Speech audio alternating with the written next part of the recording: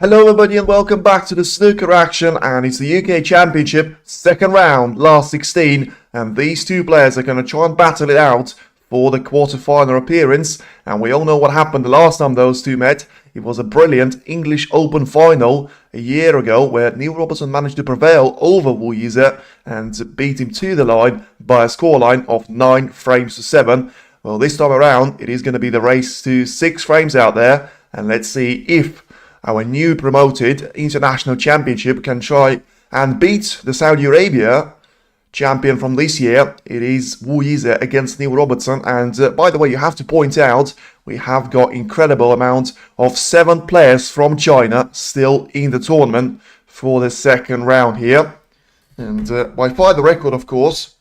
And we had a couple of those knocked out with Li Beifan and Xiao Gudong finding themselves on the receiving end of things of Yize and Mark Selby. And let's get this party started now. Well, you have to say that this matchup is going to be a brilliant one for the point of. You've got the world number 3 in action and you've got the world number 14 in action. So realistically, straight away you have to say Robertson would come into this match as a favourite, but for the form that Yize has been demonstrating recently, it is going to be a very difficult way for Neil Robertson to try and battle it out till the last 8. Now we're ready to get the show underway. Robertson is going to try and go for the break-off shot now. So he's going to start off this matchup. And started off nicely. One of those reds has gone to the top part of the table, but he's finished underneath the blue line. And with the cue ball being quite close to the ball cushion, I don't think this is going to be taken as a chance for an opener there for Yize, but that's what I thought. Yize didn't think that, and he tried to get this one into the right corner. In the end, just about misses a double kiss as can't quite make it stick this time. And he's going to have the cue ball lined up for the black, but as I say, didn't manage to get the red in, with it going to the top part of the table, and Robertson will try, and will either take it away from the top part of it, or just try and sort of send the cue ball onto the lower part of it with a little bit of a backspin shot, and in the end just send the cue ball into the middle part of the table. So not really trying to do anything with the cue ball for now.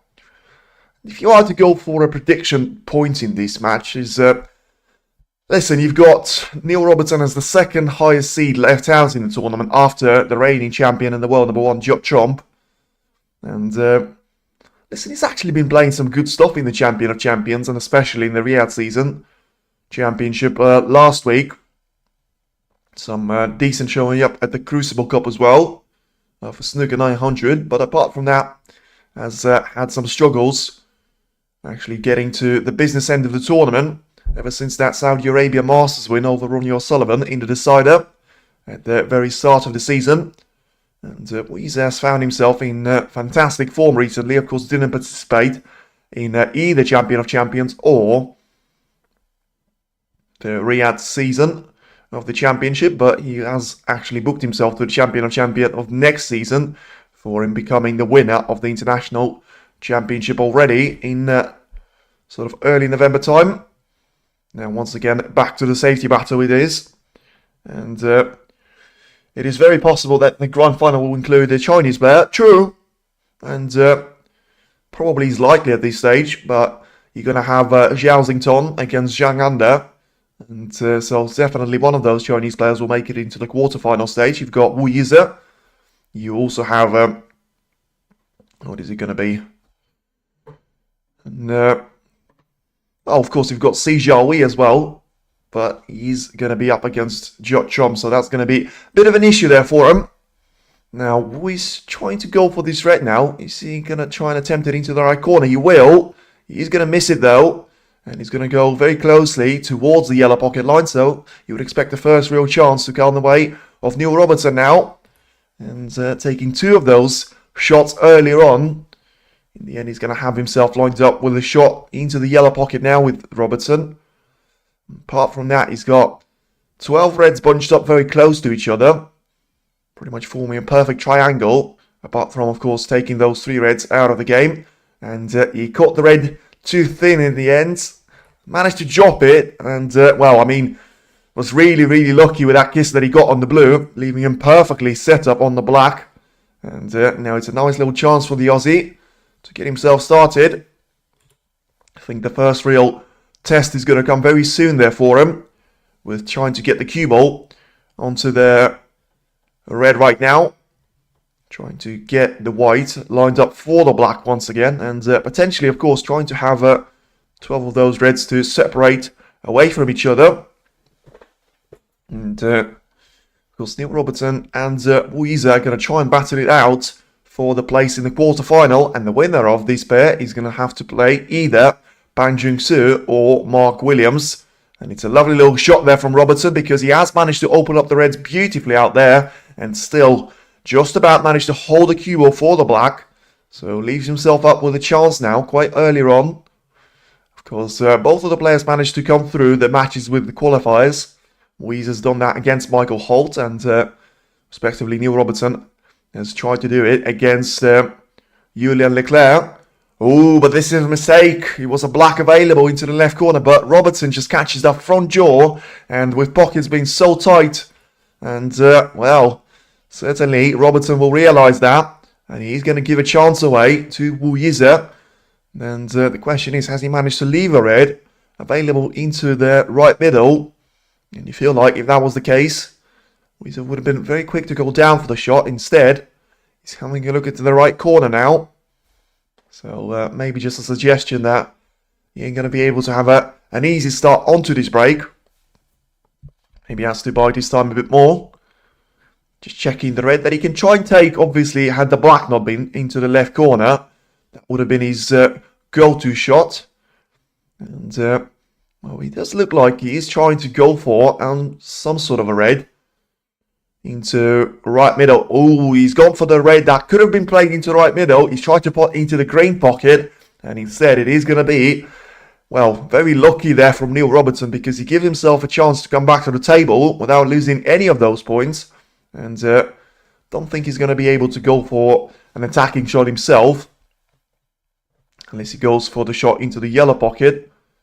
Well, this time around it'll be a long shot, and I mean, he might try to do it, get a lot of backspin on the cue ball, and try and get it set up for the black, and that's exactly what he's tried. Now he's missed the red. Where is he going to finish? He's going to finish in a somewhat safe zone there for him. So one of those shots which, if you miss, you're not really going to give anything easy away to your opponent, but who still has a chance of going for the red into the right middle. So let's see if he takes his chance. And with the previous cannon onto the reds from Robertson, this could actually be a nice little invitation there for any of the two players that actually gets himself in with a chance. Let's see if he's going to go for that shot into the right middle. He will, and he'll make it. Where's the cue ball going to finish, though? He's going to be on the black as soon as the cue ball stays out, and he will be on the black here. So it was one of those shots that you don't have to worry about the positional play at all, and we'll manage to play this one nicely. 4 times those two met in between each other. 3 of those meetings have been won by Robertson. One of them was in the World Championship, and the other one was at the final of the Home Nation Series of the English Open. Now let's see if it is going to be 4 times out of 5 there for Robert, or is it going to be Wu continuing to be in the man in form and knocking out the former world champion and of course the Triple Crown winner. Managed to complete the set in 2013 after winning Masters in 2012, World Championship in 2010, and completing the set with the UK Championship win in 2013.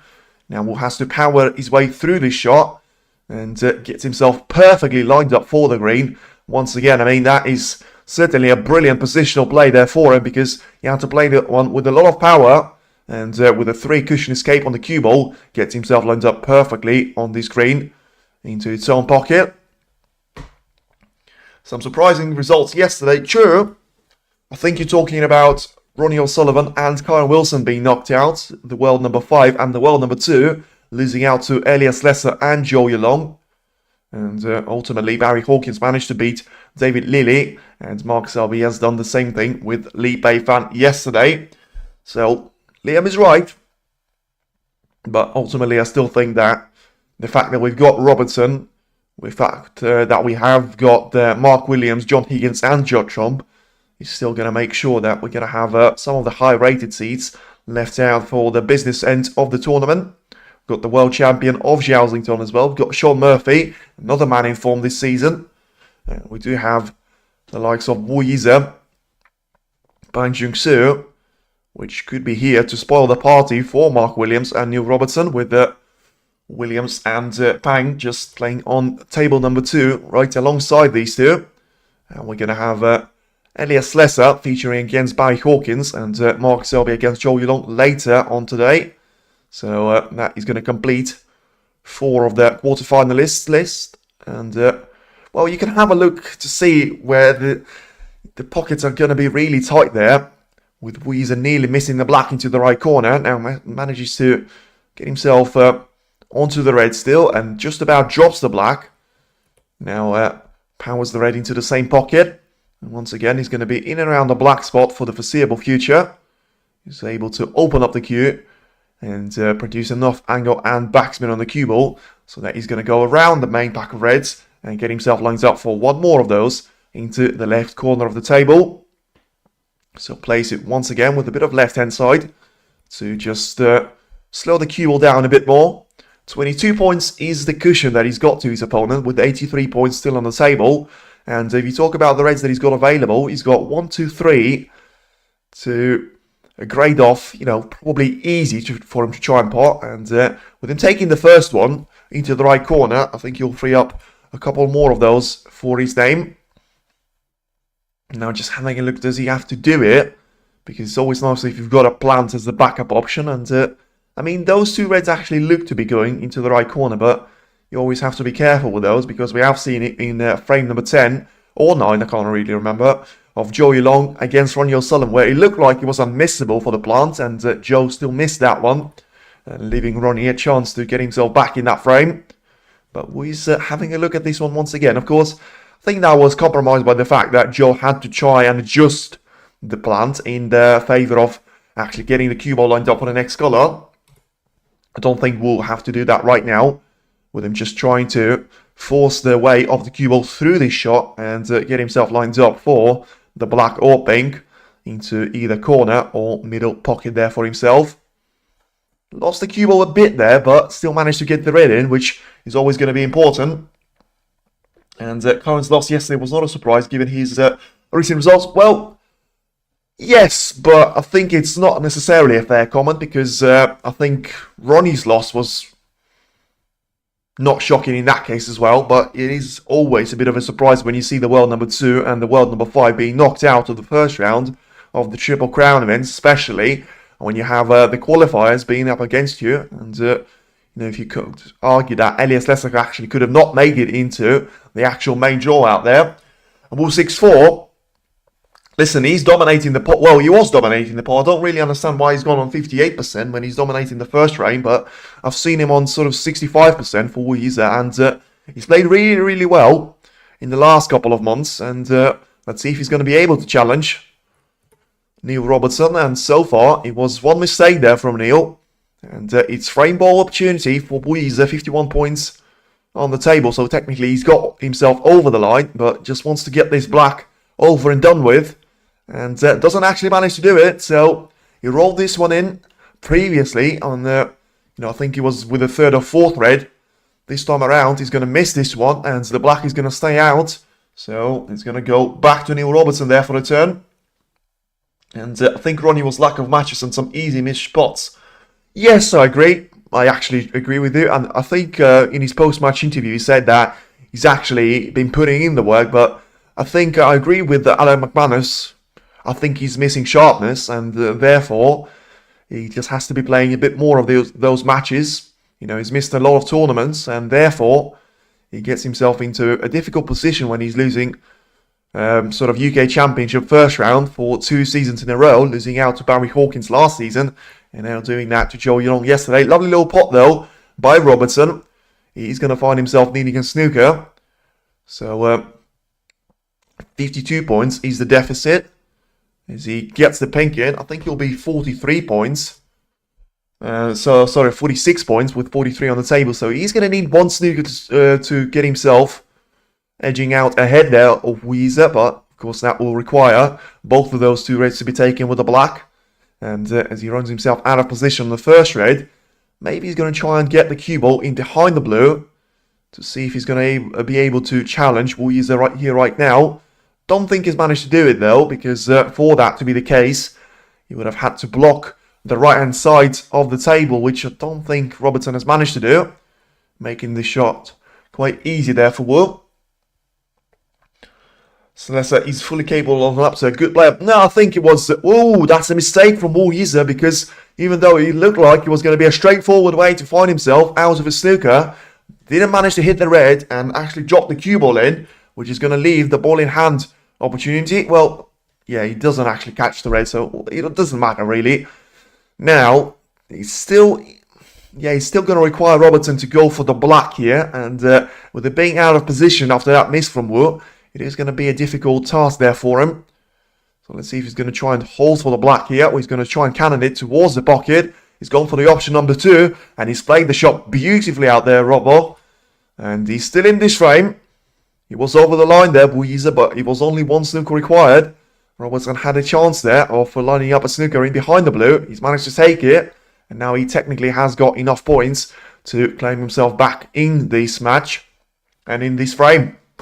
And listen, if you talk about Slessa, I think you can mention and you have to probably say that Slessa has done well to beat Wilson, but I don't think he's played well. I'll be honest with you. I think he's played better than Wilson yesterday, but if you know the stuff of Wilson just going through all the struggles with his cue, Robertson going for absolutely all-in shot there on the red and actually getting that win into the yellow pocket. I mean, forget about pockets being tight. That is so far the shot of the frame and the shot of the match here by Neil Robertson, getting that red in and still getting the perfect position on the black. Well, apart from the blue, he's got a 7-color clearance for him to try and set up. So this black with a bit of a problem there with the cut, trying to get the blue in play. And I mean, what an absolute beauty of a steal this would be. This is certainly going to be on the highlights reel if Robertson manages to get the 6-color clearance on now, because the fact that he's managed to get the blue in pretty much perfect position now for him, while still having to play a difficult black, this could be one of the clearance of the tournament so far. Bit underrun for the green though. Managed to get the yellow, but you'll have to stretch badly to try and get this green, to try and pot it into the same pocket. And, well, Yize does seem to explode there. He's got a huge TNT logo on his shirt. I'm not sure if that's going to be with the broadcasting or one of the other sponsors, but for now it is Robertson trying to absolutely demolish the arena and well, try and have a statement win in the opening frame. Still needs the green in position on the brown for him to have a straightforward finish to the frame after getting through a couple of difficult reds, managing to find a snooker and trouble his opponent. He gets the green right into the heart of the pocket and therefore should have the position on the brown, as indeed he will. It's a perfect chance there, and 6-3 Neil Robertson wins, so Jack is going exactly the same way as I do. And, well, for now, Yize winning by 6-4, which has been said previously, doesn't seem to be the case, especially if Robertson manages to get those 4 colours in. And he's going to be in, of course, with only single point in between himself and his opponent. But, yeah, if you talk about both Wilson and O'Sullivan, I think, similar performances yesterday where they have had some spells in the game, which has actually been quite impressive, and ultimately just lost out to better opposition players.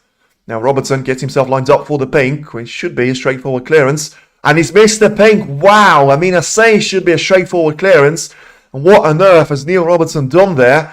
Come on, you can't be missing the pink like that, especially the way you see on the replay. In the background, you don't expect Yize to come back to the table, but now he's got a perfect chance of rolling this pink into the right corner pocket and still stealing himself the frame, and he will do it. Well, I mean, talk about Joey Long against Ronnie O'Sullivan. That was the opening frame on a pink battle, and the Chinese player managed to win it on that occasion, and this is going to be the same here, because Yize is going to capitalize on that mistake from Neil Robertson, and the perfect steal is going to result in late drama, and Robertson is going to lose out and miss out on the opening frame, as it is now Yize 1, Neil Robertson 0, and the opening frame had all the drama and had all the things that you want to see in an exciting snooker match. And Kevin is back and he says, oh no, himself, GG's no steal for Robbo. Yes, and it's a waste for Robbo because after doing all the hard work, he manages to miss the pink off the spot. Didn't have the cue ball on the cushion. Didn't have anything to sort of be set up for that miss. You know, Karen said that missing the pink in the opening frame has actually cost him very dearly. And how dearly could that cost Neil Robertson after missing the pink himself in the opening frame? Now, he's going to be up against the man in form. And he's going to be probably one of the last players on the tour that you want to give free gifts and sort of free frame wins away like that. Meanwhile, Pang Jung-soo looks like he is going to take the opening frame away from Mark Williams, with Mark trying to do similar sort of thing there that Neil Robertson has done. He's going to need 2 snookers though against Pang Jung-soo. So it does look like it is going to be 1-0 to China against both Wales and Australia in the opening part of the last 16 of the matches. So yeah, I mean, where to start if you're going to talk about that frame, and we're about to get the second one underway, so that was quite a sort of a nothing of a gap in between those two, because none of the players have gone for the bathroom break and just clearly very eager to get on with it. And this will hurt, by the way. I'm just saying that this is going to be a bit of a blow for Robertson, because there's one thing when you lose out the frame after a brilliant performance from your opponent, but it's also another thing when you give yourself all the hope in the world. You're actually trying to be sort of playing catch-up, but ultimately at that stage of the frame, he was dominating it, and he was on the finish line, and he had a late moment disaster, which was resulted in losing the opening frame, but doesn't seem to be too sort of swallowed up by the moment at that time. You can see 2 unforced errors already, missing the black off the spot at the start of the frame, and then missing the pink at the very much end of the frame. And yeah, Yize doesn't really want to catch the brown full ball here, because that's going to leave well, I mean, it's a safety shot, which you can't really see Robertson getting the most out of, in effect, in the way of just getting the cue ball in behind one of the ball colours. But he's still going to have a relatively easy way of not giving anything away to his opponent this time around. And hi, listening while gardening business. Happy days to be here, having best coverage. Appreciate that. Thank you very much for the comments and lovely stuff. Enjoyed the gardening stuff. And yeah, Robertson just gone for a little bit of a double. I think he was trying to get the red in as a bonus, and in the end just getting it on the lower part of the table, forcing Yize to play a cushion first shot, with him not seeing the reds that he will need for the bunch, for him to play a successful safety shot out there. And now just trying to get the cue ball to the lower part of the table once again, with all the reds being in the way of each other. There's absolutely no way for him to give a chance away to Robertson. So just minimizing the risks. And once again, going to have that safety battle on our hands. Another reason, by the way, I should actually explain it why, it was scheduled to be Trump against Si Jiahui previously, but there's 2 reasons. 1, I actually think this is going to be a better matchup, and 2, I haven't actually seen Robertson play for a while, and probably since the semi-final of the Champion of Champions.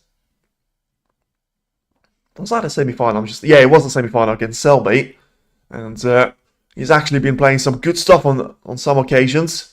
Now just plays the cue ball to the top part of the table. Once again, Yize very quick to have a look to see if he's going to have anything available into that right corner. Looking for another plant, and this is why I actually think this is going to be so exciting to watch, because you've got 2 very attacking players, and trying to... Great job. Well, thank you, but as I say, I'm looking forward to this quarter, because if you're going to have Neil Robertson and Mark Williams both winning their matches, they're going to face off each other, and that's going to be one of the best matches that we had all season in terms of the pure naming convention. The world number 3 up against the world number 4. The Saudi Arabia champion against the Xi'an Grand Prix champion. The Welsh potting machine against the Thunder from down under. Now just a bit more of a safety battle. And yeah, another point that I was going to make is they actually rescheduled Trump and C for the evening session, which I actually don't understand, because you're going to have Joey Long against Mark Selby to be played today in the evening session, when both of them have played yesterday on Tuesday. But Trump and Yize as played on Saturday, and yet they're going to be played at the same time. There's 3 days in between those two, so it's a bit weird from my point of view, but I suppose it's up to them and up to TNT to decide now.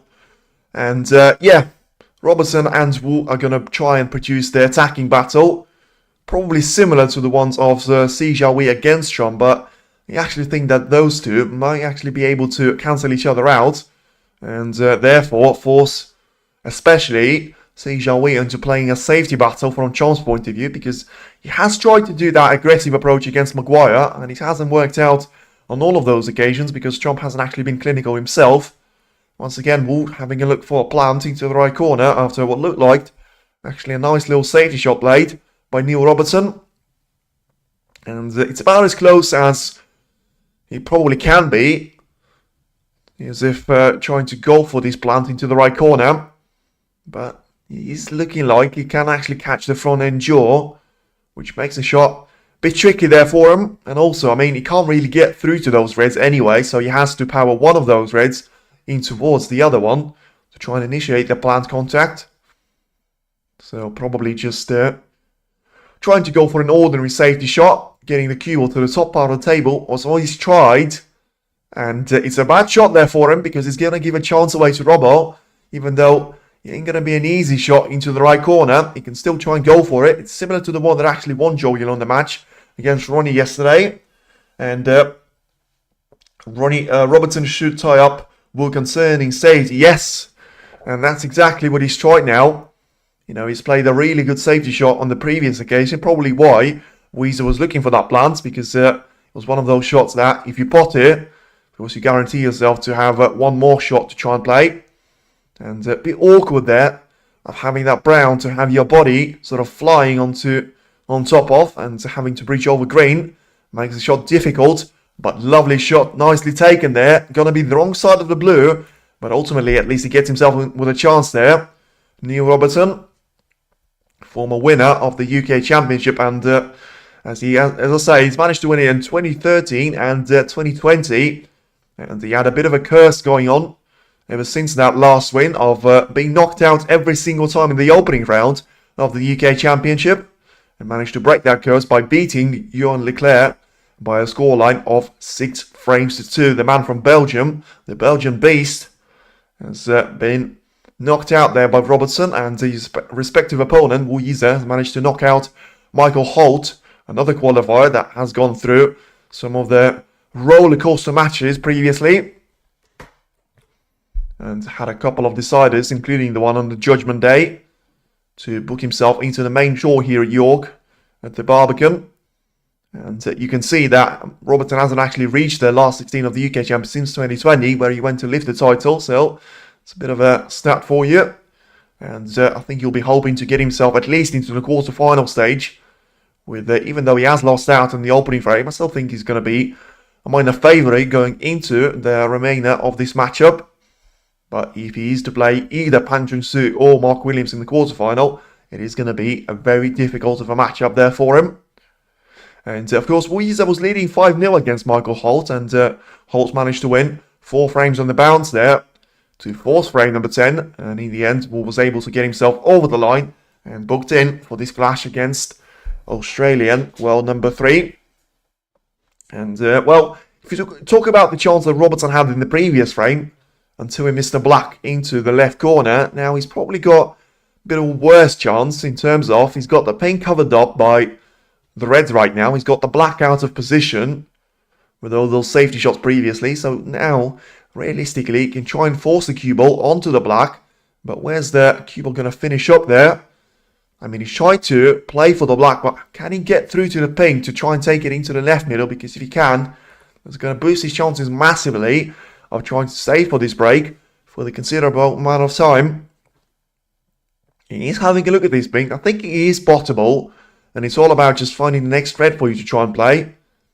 And ideally, of course, you want to be concentrating on in and around the black spot to make sure that that spot is going to be free for black to return to. And Neil Robertson is a tough player. Yes, certainly, Naveen. That is a good comment, but I think he will go for the black. And, well, clearly, just trying to get the red away from the black ball spot out there, and he has managed to do it, but ultimately, I mean, it's a nice shot there for him, but in the end, he's going to have the black in the way of the only red that he actually could have gone for into the right corner. So, has he got a chance of going for the cut now into the same pocket, but with much lesser there of a chance of actually making this red in? I think he'll go for it. Once again, just confirming how much of an attacking player he is. He's gone for it. Has he made it? He has made it, but ultimately, only going to get him a single point, you would think, because it's a nice pot, but I think he was trying to get a bit more of traction on the black here. Well, I mean, I say that. Now only works out if the black was actually bottable into the right corner, which is not really a sign of that. So probably was just trying to get himself on the blue. Is he going to go for this long shot now? The red is going to be there waiting for him. If he's going to go for it, and he will go for it, and it's a wonderful pot once again. So tournament long point success is going to jump from 67 to 68%, and it's a wonderful little bit of a sequence of shots there from Robbo. Now 27 points is the advantage, so 115 on the table. So you can still try and build on this break. Wobbles the red in, so wasn't pretty, but still manages to get this one in. And yeah, you can see just very tight with those pockets. And 28 points right now is the gap that he's got over his opponent. Once again, because he caught that red bit too thick in the end. Bit too thin, I should say. He's going to be out of position for the blue or pink to be taken, because if he takes the blue on, he's going to have a really tough route for the pink. For the next red, I should say. And if he is to go for the pink, he needs to make sure he gets himself on with a perfect shot into the right corner. He's managed to get the pink in. Is he going to be on the red, though? He won't. So once again, he managed to hang in there for a while, but it does look like it was the last shot that he's played to this break, and 34 points is going to be his highest break of the match so far. And just get the cue ball towards the green pocket, and well, get himself a nice little cushion of 34 points, and try and maybe build on that a little bit later on in this frame. The position is still looking far from ideal there if Yize is to get himself a chance for him to try and build a win away. We're just having a look to see if he's going to be able to go for an attacking shot there and to get the cue ball to the top part of the table. He's tried to do it. Caught the red too thick though. And he's going to have the same red available for Robertson to take, either into left corner or left middle. This is why it always pays out to play a good safety shot, because then you're going to be presented with a decent chance away. Is he going to go for this one into the corner? He will, and he's going to play an absolute beauty of a shot once again there, Robertson. And he's absolutely on fire. If he hasn't lost the opening frame, he'll be building on something special. But once again, he shot that one absolutely beautifully. There was no sound, but you can pretty much hear all the crisp sounds of the cue ball striking through that red, and the target ball disappearing into the left corner pocket in no time at all. Now, all about the ball colour choice. He's got pink available on the lower part of the table, and right now he can choose in between green and yellow to try and guide the cue ball onto the lower part of it once again, and try and build the majority of the points of his break off into the pink. And he's actually played the shot really nicely. If you can see enough of that red into the right corner, which is going to be closer to the cushion, and if not, you'll have to go for the rest shot to be taken into the same pocket. Now 38 points is the advantage, so you'll probably need around 60 points at this stage, with him playing some of the cheap colours previously. Don't think he's managed to pot the black on any of those occasions up to this point, but he'll maybe able to change it right now as he gets the red into the right corner. So of course the black wasn't potable into the right corner, but it is potable into the left side of the table, and I think Robertson is going to try and choose it. Sort of instead of playing for the pink, plays the shot nicely. Doesn't want to breach over the black though, once again for his next shot. And also very important for him to find out if that red is going to be in the way of the black for the left corner choice, because if that is the case, I think he can squeeze the black into that pocket. But once again, he's going to have very little control of this shot, because he has to basically breach over the black as a save with the cue ball being so close to it. But he hasn't taken too much time on the shot, so clearly thinking that he can actually drop the black in, and therefore freeing himself of any more problems throughout the ending of this frame. We have seen a couple of close calls there earlier in the first round, with the likes of Robertson himself, actually. He had a frame against Julian Leclerc where he was leading by 50 points, and in the end he came down to the last pink for Robertson to steal the frame away from Leclerc. And the Belgian wasn't able to capitalise on that mistake from the Australian.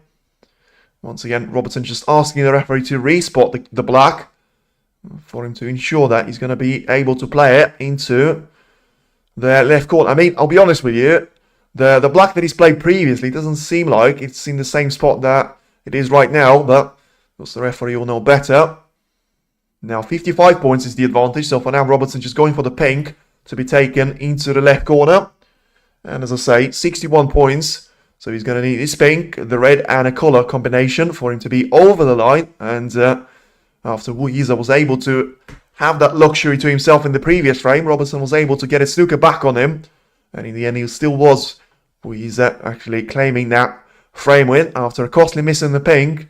Let's see if Robertson is going to be able to steady the ship now, get himself lined up with a 1-0 draw going into frame number 3. So now, as he gets the pink and the red in, only needs the pink for a 68 points of a cushion with 67 on the table, so that will leave Yize requiring snookers. And with the way the Reds are positioning themselves right now, it will be a very difficult steal of a frame for Yize to try and perform. As Robertson gets the pink in, so now just eliminate one more red, which ain't going to be a problem either. And get himself lined up once again for his highest break of the match so far, going 1 point over the previous record of 34 points. And let's try if he's going to be able to challenge Yize for that 62 points of a break made earlier in frame number 1. But it's a perfect response there from Robertson. And he manages to get himself back level there with Wu, which was very important there for him going into the start of this second frame. And he's played some nice stuff there, Robertson, because apart from that pink, as I say, he hasn't really made too many of those errors, missing the black very early in the frame. Some majority of those shots, I should say, have been actually played with great conviction. Had some brilliant long pots previously. And now gets himself onto a first 50-plus break of this match there for him. Technically can still make a century break, but I think that technicality is going to disappear if he's going to play for the blue now, because he's on a break of 50 points, as I say. He's got 51 points available. I mean, he's trying to go for it, as you can see. So just making sure that he's going to be able to have that challenge for a century break. Gets himself lined up for the pink, and similar to the one that he's missed in the previous frame, he will miss the pink once again into that pocket. And it is going to be the break of 51 points for Robertson, which is going to get him perfectly lined up for a 1-0 draw going into frame number 3. Now, let's have a look how the Welsh potting machine is doing on table number 2. I think he's lost out the opening frame to Pang Jingsu, and he's now on the break of 30 points against Pang himself. And yeah, just seems to have a battle in between those two for the next turn of actually going for the break building chance, which hopefully for either one of the players will get them over the line and lined up for a win in the frame number 2. So from the, well, listen, from the point of view of Mark Williams and Neil Robertson, it was always going to be a challenge for them at the opening part, because the Chinese players I think are all known to be quite dangerous at the start of it. Zhao Xington is very much famous, especially for his World Championship campaign, for actually being a brilliant front runner, getting a couple of those early frames in and just dominating the play ever since. He's managed to do that against Mark Williams and to an extent against Ronnie O'Sullivan as well in the semi-final and the final matches. He's done that against Li Beifan and Elias Lesser, funnily enough, in the Judgment Day at the World Championship qualifiers last season. And if you look at the way Zhou Yulong managed to beat Ronnie O'Sullivan yesterday, you look at the way that Li Beifan tries to build his campaign, Yize, he's capable of coming from behind, but ultimately he prefers to be in the lead and just trying to maintain that cushion to the opposition player. But Robertson can be satisfied with himself. He's had a really good second frame visit to the table. He's had the break of 34 and 51 points. That in the end got him over the line quite comfortably. With Yize, as far as I'm aware, not scoring a single point out there. And let's just... Yeah, so it was an 85 win, 2-0 from Robertson's point of view. So we didn't score a point in that second frame of asking. Robertson has to make sure that was the start of something special there for him, as Williams gets himself on one more red. So we'll try and finish the frame from this visit to the table himself. So Williams certainly looking to try and edge out a frame there off Bang Jung-soo. That had a brilliant sort of start to this UK Championship campaign himself after taking the win against Sao Kadun in a comfortable fashion with, I think it was a scoreline of 6-2 in the opening round, knocking out the Wuhan Open champion. For this year, of course, we have lost out the English Open champion of Mark Allen. We have lost out the Wuhan Open champion in Sao Kadun. Lost out the Shanghai Masters champion of Karen Wilson. And, you know, if you're talking about Ronnie O'Sullivan being the runner-up at Saudi, let's see if we're going to lose some more of the higher-rated players. We're certainly going to lose one of them in this quarter, because it is going to be Saudi Arabia Masters winner of New Robertson. And the winner of Xi'an Grand Prix or China Grand Prix of Mark Williams after dominating and so far the most convincing win over Sean Murphy with a scoreline of 10-3. Now let's get the third frame underway. Robertson seems to be waiting patiently in his chair, which probably suggests that Yize has gone for a bathroom break himself. Just waiting for him to come back to the table. And meanwhile, we've got 43 points of a cushion for Mark Williams, with 83 still on the table. And he tries to get himself lined up for the win in frame number 2 once again.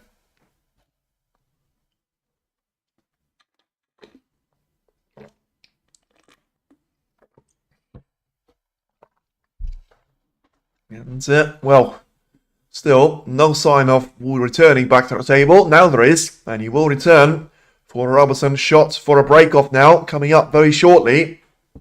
Neil seems to be up for it, and he seems to be playing well, apart from him making a couple of those unforced errors, which sometimes is always going to come at the early part of the matchup. But he hasn't played a good break-off shot now. He's going to have a red pretty much over the right middle pocket there for Yize to try and take. And yeah, it's not really the start that he would have wanted after all that weight and all that domination work in the previous frame. That's probably the worst thing that you can do.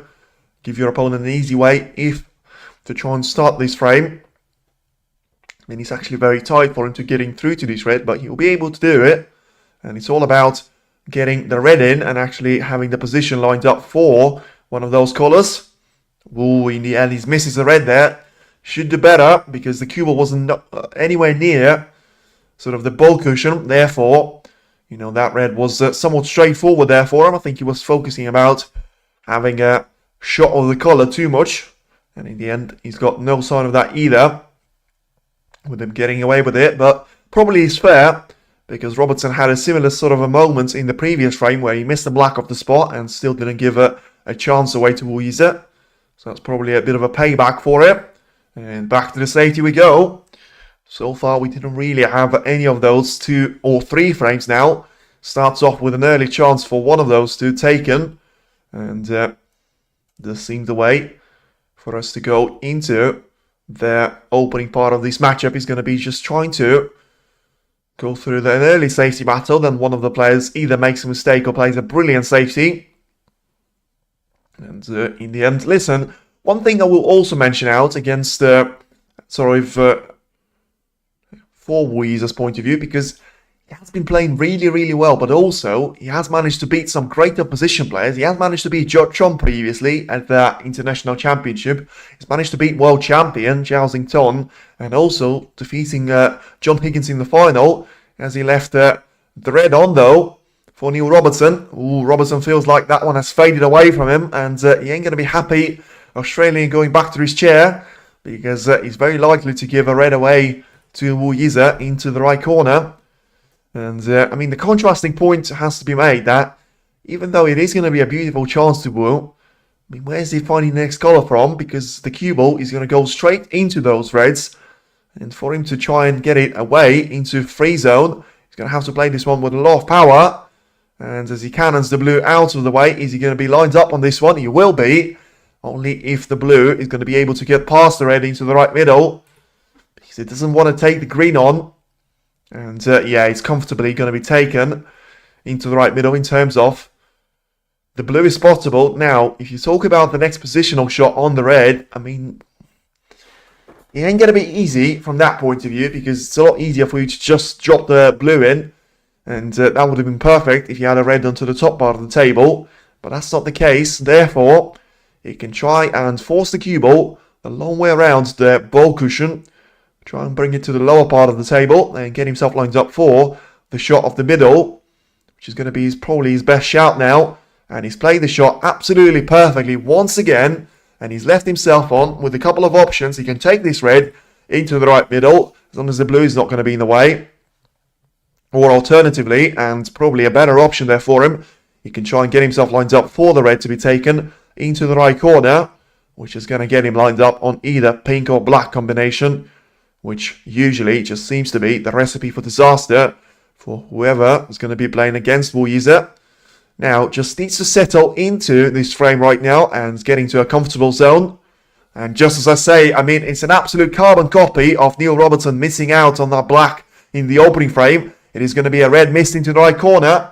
And it's a bad miss there from Yize. Once again there, just like it was previously. He was playing for the pink though, so he's not going to leave anything easy away to Robertson. But I still think Neil will try and take this red into the left middle because of the way that it's quite complicated for you to find a perfect safety shot now. With all the reds being in such dangerous positions and spread so well across the table. Therefore, it is going to be very difficult for him to refuse this shot. And, well, he hasn't gone for the red into the left middle. He's gone for the one into the left corner. And it's a brilliant shot there by Robertson, which is going to get him onto another chance there. And a bit unlucky to find himself perfectly straight on either yellow or green, it would seem. And just has to find a way for him to be lined up for, preferably the red into the left middle, because that will free up the blue. If he pots that one into the left part of the table. And I think that's the shot that he was trying to play for. Once again, overrun slightly. So, I mean, I say overrun slightly. He's overrun that by considerable amount of distance. So may have to sort of make some adjustments here. Because I still think he can try and get the red in. No problem with that. But the way that he's going to cannon the cue ball into that blue is going to minimize the control that Robertson will have over the cue ball. And therefore potentially run himself out of position. Still needs to get the red in. And as I say, I mean, he's taking that red on, but he's run himself out of position on the blue. So he can take the yellow on. Preferably, he wants to take the brown on to get the cue ball to be lined up for the bottom part of the table. But that shot has to be played with a bit of power. And he has played it with power. Once again, beautiful recovery shot there from Robertson. And when he doesn't make a simple error, so far, he's managed to absolutely shine like a diamond with some of his shots being played so far.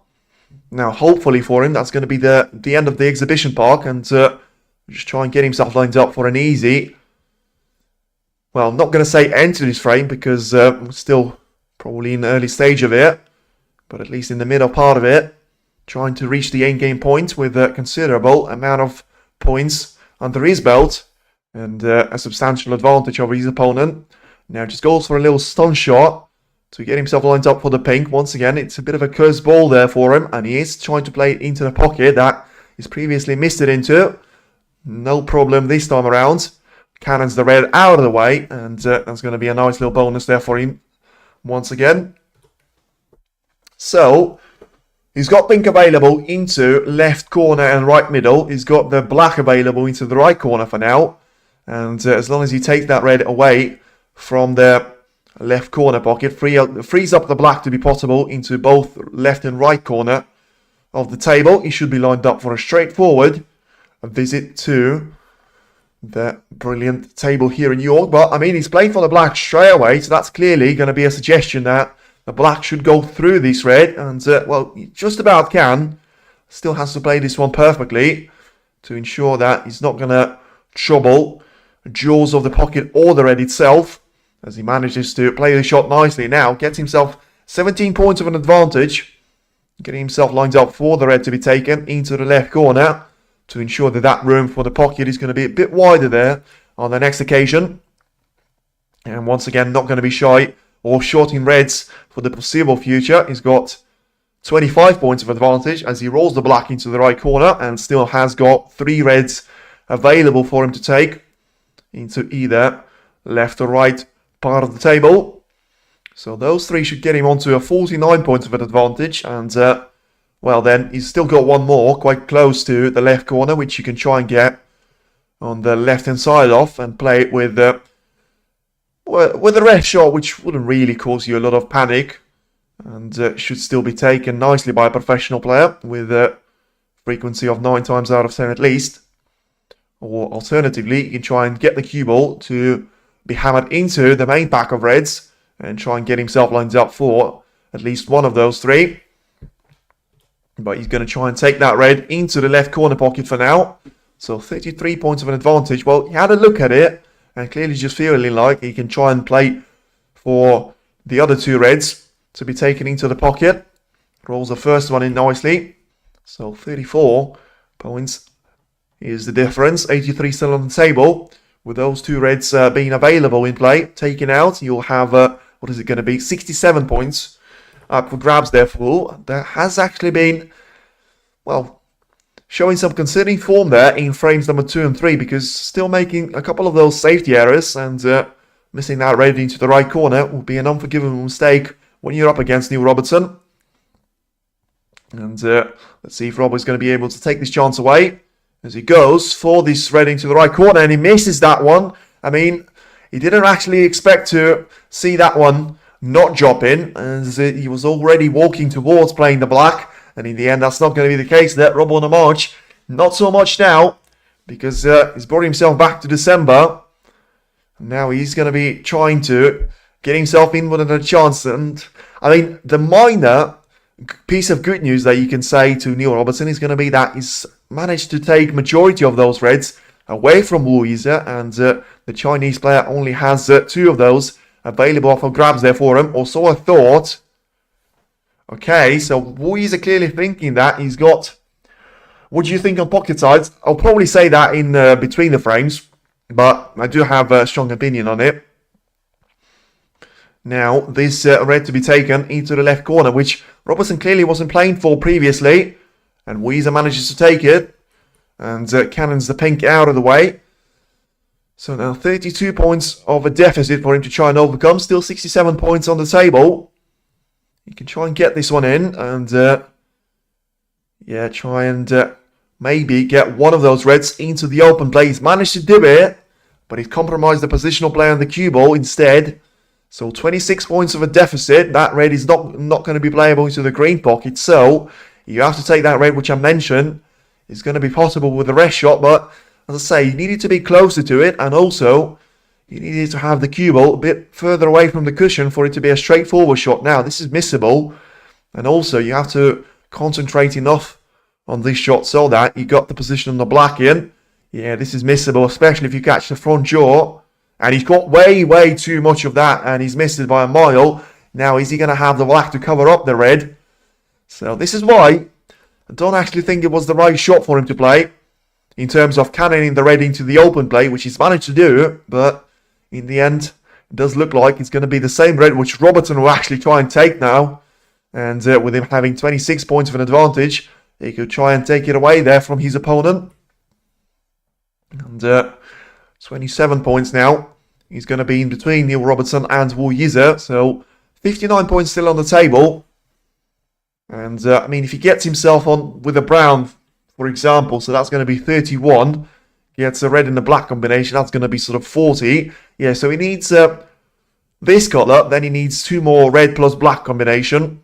Or sort of, not really the black, but just the red and an expensive colour combination. And he's going to be able to get himself over the line here with 43 points available at that stage, and his gap hopefully for himself will be 44-45 points for Yize to be needing snookers to find himself back in the frame.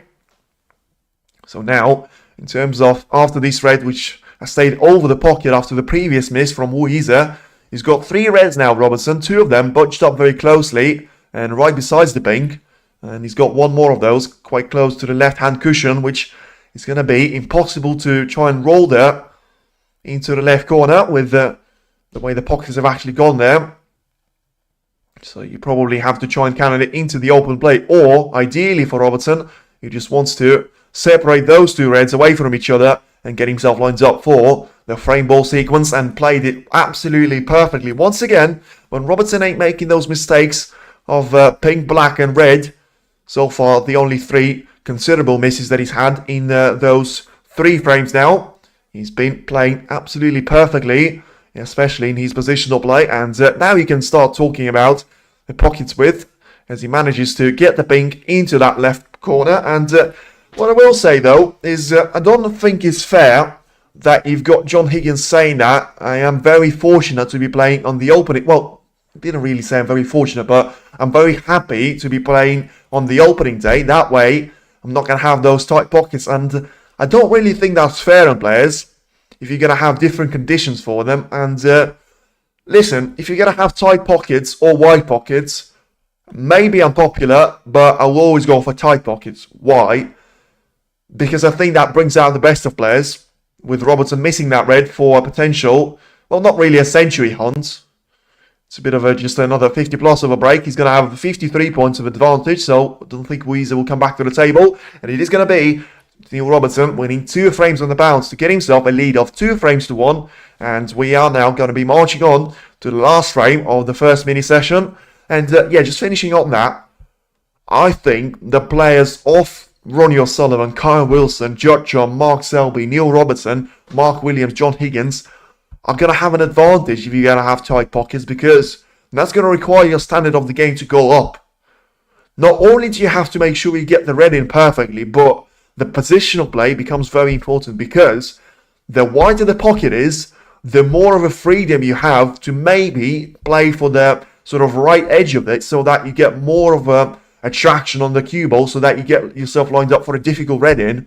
That way, you have to ensure that every single shot that you play, every single positional shot that you play, is going to have to be not perfect, but somewhat decent for you to have the traction and for you to have the momentum going into the next shot. And you've got the foundation sorted. So now you've played the shot in, you're lining yourself perfectly for the black, so that if you take it into the heart of the pocket, you're going to have the positional shot on the next red, the colour, whatever.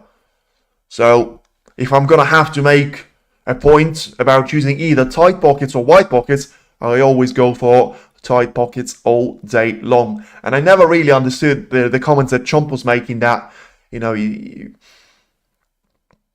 wants those wide pockets to be sort of taken away there, because, you know, he said that he's really enjoyed playing in Belfast, where the pockets have been really narrow and therefore unforgiving to players, because the point that he's made himself, he's probably going to be a bit of a weird one for me, but not as weird as this shot from Neil Robertson, because, I mean, I was very, very surprised. The break-off shot from Yize comes straight away, and then Robertson goes for an absolute hammer of a shot on the cue ball. I mean, he has got a bit unlucky, to be fair, with the kiss on those reds. I thought he counted the cue ball into the black, and in the end, he just gives away a turn to Yize to try and take. And it is going to be a chance now for the Chinese player. The black has gone onto the green pocket, and well, I mean, I say it's a chance there for him, because the black has gone on the green pocket. Which colour is Yize going to go for right now? Because the green is going to be blocked off by the black. Is the brown going to be able to be potted there? And he's actually going to try and take the black away and back into its own spot. So nicely played there by Wu. And yeah, so I actually, if I am going to choose for tight or wide pockets, I'm always going to go for tight ones. But I also don't think it's really fair on the players of conditions changing when you have the first match of the first round and then you have the last one of, I don't know, Karen Wilson against Elias Lesser yesterday. Don't really think it's fair on the players when you haven't got equal conditions. Oh my word, I mean, that face expression of Yize probably says it all. I mean, what a red he just missed. That's probably one of the easiest pots I've ever seen there. I know we've talked about O'Sullivan missing the black of the spot, but that red is absolute horror of a show there for him. Once again, just missing that red and not the colour. And of course, playing for the colour himself He's going to force Neil Robertson to go for a rest shot, very likely, for him to go for that red into the left corner. And Principal Yize's favourite. Is he now? Not really sure about that one, especially for this frame. He had a decent break in the opening frame, but apart from that, it has been a bit of a Neil Robertson show, whether it was a mistake or a perfect break, as we have seen in some of the parts of the starting point of this matchup. I think it has been a bit of a Neil Robertson show, and just has to make sure he's going to be able to get himself a 3-1 of a cushion, because I think he deserves to, for now, the way he's played the opening mini-session. He was very unlucky, and only has himself to blame, by the way, for losing out the opening frame. But ever since, he's managed to step his game up to a really nice level, have some brilliant long shots and positional play performed already.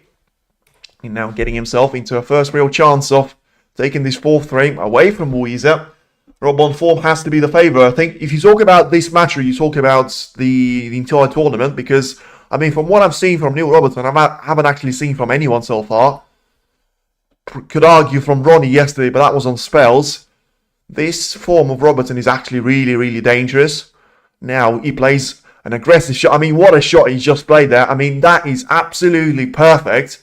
He doesn't seem to be happy with himself. I don't know why, because he's just played an absolute beauty of a split there, getting himself lined up on so many of those reds available into the right corner. Tournament SPAC split success 100%, by the way. And he has played, 8 frames in the opening round. He's played 11.5 frames, and he has got a tournament split success of 100%. That is absolutely incredible. And tournament. Now, stick with my shouts for Zhao Xingtong to be the favourite for the side of the draw that he has. I think Rob is going to struggle with Mark Williams, because you're never going to get an easy matchup if the Welsh body machine is going to be able to progress into that quarterfinal. And Robertson himself gets over the line in this matchup here. Tournament pot success 89%. Not that bad. It wants to be in that 90% zone though. For him to tournament long pot success 65%. Not bad either. Especially when you're up against the likes of Yize and Julien Leclerc, where sometimes you have to take those long shots for you to find a way into starting the break here. Positional success 90%. So far today, I think his positional success has been pretty much 98, 97%, I would say. Average shot time for tournament, 21 seconds. It's actually quite nice as well, considering he has played 11.5 frames now. He's entering the very important point of this frame, though, because one successful little cannon off the cue ball into those reds, and he's going to be away into a chance of taking it away from Yize once again, and having sort of, I don't know, 150, 170 points not without answer, but 214 there.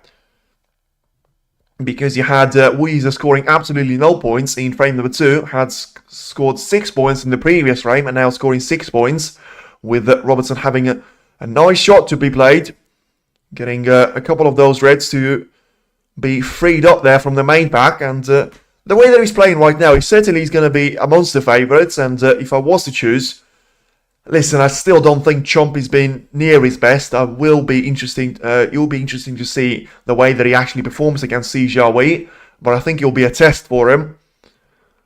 I think that, as I say, Zhao Xingtong, for the side of the draw that he's got, and him being the man in form right now as well, especially alongside the higher rated seeds, for him being in the sort of semi-final of the Champion of Champions and winning the Riyadh Championship a couple of weeks ago. Now 35 points for Robertson, and Robertson will be a honourable mention, I would say. So I'll probably say right now he will be... am I going to go for Robertson or Chomp? Yeah, I'll probably go for Xingtong to be right now number 1 favourite for me. Then I'm going to have Chomp, because I still think that he doesn't have to play Mark Williams in the quarterfinal stage if Williams gets himself past Bang Jingsu. And then I'm going to have Robertson as my 3rd favourite for the tournament. But for the way that I'm actually seeing there, still think Xingtong could have played better, but it didn't really have to, because he was up against the qualifier and still managed to have a dominant performance of 6 frames to 1 win against Long Zhehyun. And now Robertson just needs that final piece of the jigsaw to find, and has he managed to find it? He needs this red to be possible into the left corner, otherwise he's going to have to play a safety shot. Just looking at the scoreboard, 48 points is the difference, 75 on the table. And yeah, I mean, he's got a couple of those difficult reds left out for Wool, but still wouldn't fancy his chances if Yize is to actually get himself back in prime position. But red is going to be taken beautifully by Robert once again. I mean, his ability to just get himself out of trouble is probably has to be on par of Ronnie O'Sullivan doing that yesterday, but you know, certainly making way too, well, sort of way less and way fewer errors than what we've seen from Ronnie yesterday, and just being so good when it comes to the average shot time and the way that he manages to execute those shots. And once again, just making that transition from the yellow back to the red, making it look so easy indeed. And he's certainly going to be on the finish line now, because if he takes the red away, he's going to be 52 points up. So the next blue and a red combination, he's going to get him into that 3 frames on the bounce, and a lovely little lead against Yize for him to be heading into potentially certainly being 50% zone of having 1 foot in the quarterfinal. And once again, that has all started from that horrible mistake from Yize into that left middle, which you actually can see the reaction on his face. Can't believe that he's missed that himself. Now Robertson just needs this red for him to be over the line. And, oh, he's not over the line. Yeah, he's having a chat with the referee. And, yeah, he's saying that someone, well, he's not saying that, but the referee clearly indicating that someone had his phone up, and that has distracted him. Yeah, and he's just throwing his hands in the air and just saying, what on earth are you doing? Yeah, he ain't going to be happy Australian about it, because he was so close to getting himself over the line. But remember, Yize can still try and win this frame, because he technically still has enough points on the board. He's got 59 on the table, and the gap was 57 there for him. So he can afford to play the pink once. Crazy. Once again, I mean, he made the job a bit difficult for himself, to be fair, on the previous shot, because he had to bridge over the red and had a bit of distance in between those, the cue ball and the red itself. Now, he has cannons into the pink and the red combination on the left-hand side of the table, which potentially could have been a problem point for Yize, but he hasn't actually played a good shot now. So let's see, is he going to be able to get himself lined up for this red? Has to play a perfect shot, and he hasn't played it. Had to cannon the cue ball into that red to try and get it set up for the right corner. Instead, he's going to go for a safety shot right now, unless he decides to go for a double, which at this stage, well, I mean, he's looking for it. Well, I mean, if he goes for a double, he has gone for a double. He's missed it, though. And is he going to have available for this red for Robertson? Don't think he will be. I think the pink is going to come to his rescue. And, yeah, it would have been a difficult shot anyway for him to play along the cushion into the yellow pocket. But ultimately, at least he could have used that one as a safety shot invitation. So Robertson's still in prime position to win this frame, because 41 points of advantage with 43 points on the table does mean that, oh, this red is going to be close to the middle. Just about misses it with just trying to play a safety shot. Getting the cue ball onto the black ball cushion and getting the red to the top part of the table. So yeah, at this stage, it is going to be very important, because you need to make sure for you to win the frame, if you are Yize, without needing a respot, you need to put those 2 reds with at least a pink and black combination, preferably 2 blacks out there. Well, doesn't really matter, but pink or black, or 2 blacks out there. So the pink is out of position itself, and also you getting the position of the first red is going to be quite a difficult job there for him. Now, once again, a decent shot there from Robertson, and just returns the favour back to Wool. Preferably, for Robertson's point of view, he wants to play those safety shots in the way that he's going to put at least one of those colours out of position, but ultimately doesn't want to, of course, sacrifice himself and leave a chance away for Yize to get an easy red, which is actually going to get him away off into getting that position on the block there. And he is going to leave a nice little invitation away, though, to Neil Robertson, because the red that he's targeted previously has gone on the black ball cushion. And another red is going to be just onto the blue. So Robertson had some brilliant long pots previously, had some horrible ones as well. And in the end, he's going to go for a save shot here. So clearly not feeling like it was worth taking the risks. And I think He's managed to play a brilliant safety shot right now because he certainly managed to cover up the red on the right-hand side of the table, as he managed to do it with the left-hand side as well. He has. And, well, Yize doesn't quite need a snooker himself, but certainly will have to find a way out of this difficult situation, because I say it's difficult. He's still in certainly no comfortable position right now. Ideally, he wants to put the distance in between the cue ball and those reds. And ultimately, of course, priority number one has to be not giving a chance away to Neil. Doesn't seem to find an easy route, though.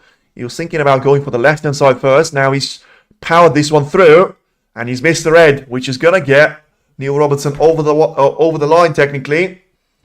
It's going to be 45 points of a cushion with 43 on the table. And, well, of course, he can't put him back for the snooker situation because there's not enough points for him to tie as it stands. And therefore, I mean, he has gone back to his chair in the way that you usually would see players, as if he was to put him back. But, of course, he can't do that. And for whatever... Has he touched one of those colours? Because they've given 4 points away to Yize. I mean, that will be an absolute blunder of a century if he has, because he wasn't even close to going for the shot. But I think what he's done is, yeah, you can see on the replay, what's he done? Yeah, he caught the green with his hand. That's an amateur mistake. I mean, fair points and fair play for Robertson actually sort of saying that, but that's an amateur mistake. And all that work, all of a sudden, that's going to put Yize back in the equation here. And, well, I mean, just one shot later, and it's an easy red given away here to Wu. So that could be a turning point in this match for sure, especially if Wu manages to take this red in. He gets a position on the black pretty much with a guarantee there. And, well, he had all the aces there in his hand, and he's just shown them to Yize, and he said, you know what, I'm going to gift those to you, and you're free to take them. These could be GG's, but I don't think you know in which way he's going to be there, because right now, I would have Yize as the favourite to win this fight. And under most bizarre of circumstances, you know, when Robertson lines up a brilliant snooker on his opponent, touches the green with his hands, gives 4 points back there to his opponent from China. And now it all comes down to this red. So close to the pocket, but still having to play it along the cushion. Nicely done there by Wu. And it's now just 7 colours are going to be in between Yize and a massive steal of a frame. And if the opening frame was for the highlights reel, this one certainly is going to be as well. Now, the only little issue, and I say little, it's a significant issue there for Yize, is going to be that pink and blue. And that sequence of shots is going to be a bit of an issue there, because the blue is out of position and closer to the bulk colours. And the pink is out of position and he's actually very close to the left side cushion. Ooh, I mean, what happened there is pretty much a stone shot off the yellow, where he needed to get some traction on the cue ball. I mean, I don't know if that was complacency issue or he just didn't manage to hit it that well. But yeah, he's got a very difficult cut on the green now, which probably will be the last thing that he needs. Robbie's going to be unhappy. He will be. Now, he's going to require a perfect shot for the green, and he's missed it. So, I mean, after a sequence of some good frames there and very few unforced errors, we have seen a couple back-to-back now.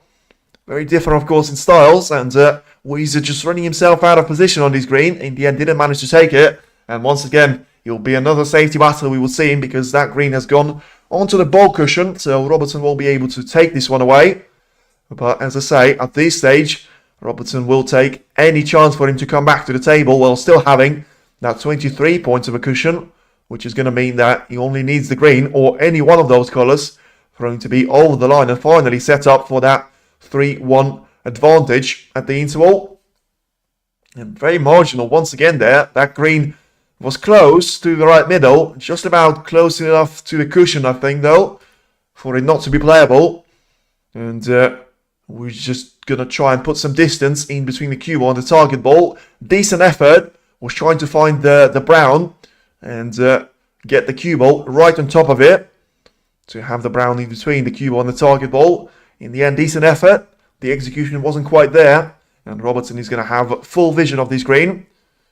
And, well, maybe trying to get the cue ball to sort of be left in behind the black get the green to be sent to the top part of the table, or just transition to the left side of the snooker table right now. So once again, back to who he goes. Don't think he's left the double on, and even if he has, as I say, he ain't going to have a way for the cue ball to be lined up for the top part of the table. Are colours on spot? Yes, so that's the point that I made. You've got blue out of position. By the way, talk about that later, because it's a wonderful little shot by Yize. And if he hasn't got Neil Robertson snookered, he certainly has got him into a little bit of trouble, because for him to get this green and not touch the black, he needs to play it with absolutely perfect way and the line for the white to be taken. Still can't afford to leave that one over the pocket. And I mean, if I gave the answer to your question, Kevin, previously, I would have had to change it right now, because the way Robertson has played the shot, he brought the pink into play, which could be a massive factor right now. So black and brown are pretty much on their spots. Green is obviously out of position and is currently being thrown all around the table. The black is no longer on his spot because Yize cannoned it into the blue line. So you've got both pink and black alongside the blue spot on the left-hand side of it. And you've got blue closer to the green pocket. And you've got brown in its spots. And you've got green, as I say, travelling all over the table. So they're not on their spots, but all of them are playable. And all of them are currently located on the top part of the table. So if Yize is to get himself a chance and gets a position on the brown straight away, he is very likely to clear up from here, which is why Robertson ideally wants at least one of those colours to be put safe. Or he can try and play a wonderful snooker shot like that, get the green as far away from cushions as possible. And yeah, it's a really nice shot there that he's managed to find. And if Yize ain't going to be able to swerve around this shot, he's going to be in all sorts of trouble, because two cushion escape, try and get that green to be cannoned into the yellow pocket with so distance for it to cover. It's pretty much impossible to guarantee that you're not going to leave this one on. And any miss, and once again, 4 points given away, will ensure that Robertson will be within touching distance of that 3-1 interval. And 3-1 of a gap in his favour. And that is the case. He's missed it once again. So 73 points that Neil Robertson has got under his name. And does seem to be over the line once again. Referee just checking to make sure he's not going to have a free ball available to his name. And Robertson can try and get this green into the right pocket. And surely put the frame to bed here. He's playing with power though. Not too sure why. And the green has gone outside of the pocket. Still on the table, but just didn't drop it in. And I think he will be dropped in by Yize now, although he doesn't want the cue ball to be in. And yeah, he was clearly trying to get as close as it was possible there for him, for the brown. And try and get the cue ball in behind the blue. That wasn't the case with him catching the middle pocket jaw. And now just has to try and, well, do pretty much similar sort of thing there, but have very little control of where the brown is going to go. And therefore, making the shot tricky there for him. And if he's unable to get the snooker lined up for Robertson, he's very likely to leave this brown in a position which is going to make it potable for Robertson. And yeah, in the end, I think he was just going to go for a safety shot anyway. So 3 points made on the green, but it's probably 3 points lost there for him. Because getting a snooker on 4 colours is always going to be a very challenging task for you. But I mean, the sequence of... I'm not sure why they're showing this foul on the green right now, because it doesn't really matter at this stage. It's not like the frame would have been won at that one, because he had one snooker required for Yize to get himself back in the frame, and that's the same situation right here. So I'm not sure what the relevance of that shot is right now, but maybe you just want to get a bit of a repeat on this one. For now, a bit of a safety battle once again, with the Robertson just getting that brown a bit closer to the green pocket, but still leaving that one on the side cushion. And Yize hasn't played a good shot himself. And it doesn't want the brown to cannon itself away from the black ball cushion, wants it to stay as close as possible. And I don't think it's going to be possible for Robertson now. And Neil will just try and get the cue ball in the zone where he's going to have the pink to block the access to the brown. Decent effort. And I think it's going to limit the access, but probably not block entirely. Still think that Wool is going to be able to get the right-hand side of it and try and get it closer to the left-hand side of the table. And that probably is going to be the end to the frame. Yize just acknowledging that to Robertson. And it is going to be the interval for Neil Robertson to be leading by 3 frames to 1. Doesn't seem to be happy with himself, but that's probably the way the champion should be about himself. Try and improve as much as you can, but he still managed to win 3 frames on the bounce. And now he's going to take that advantage into the second mini session. And just before we go for that interval, by the way, if you want to subscribe to the channel and hit the like on the stream, feel free to do that. And if you're talking about the table number 2, we've got Mark Williams still trailing by 1 frame to 2 to Bang Jung-soo, but currently on the break of 23 points and trying to close it off the opening session as well, whilst going level with Bang Jung-soo there. Remember that those 2 pairings will play, the winner of those 2 players will play each other, and it is going to be very interesting if we are going to see the world number 3 and the world number 4 face off against each other in the quarterfinal stage. We'll find out later though. For now, it's 15 minutes of a break. I'll be back with more action of Neil Robertson and Yize going face to face against each other.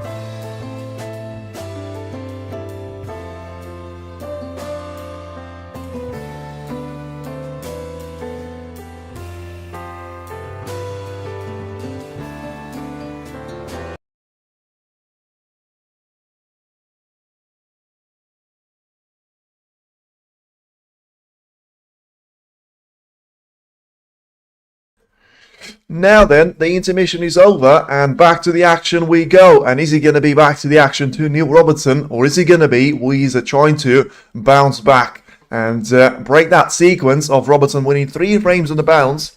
He's going to go for the break-off shot. And meanwhile, on the other table, there's loads of action going on because, you know, the frame had been swinging there or thereabout.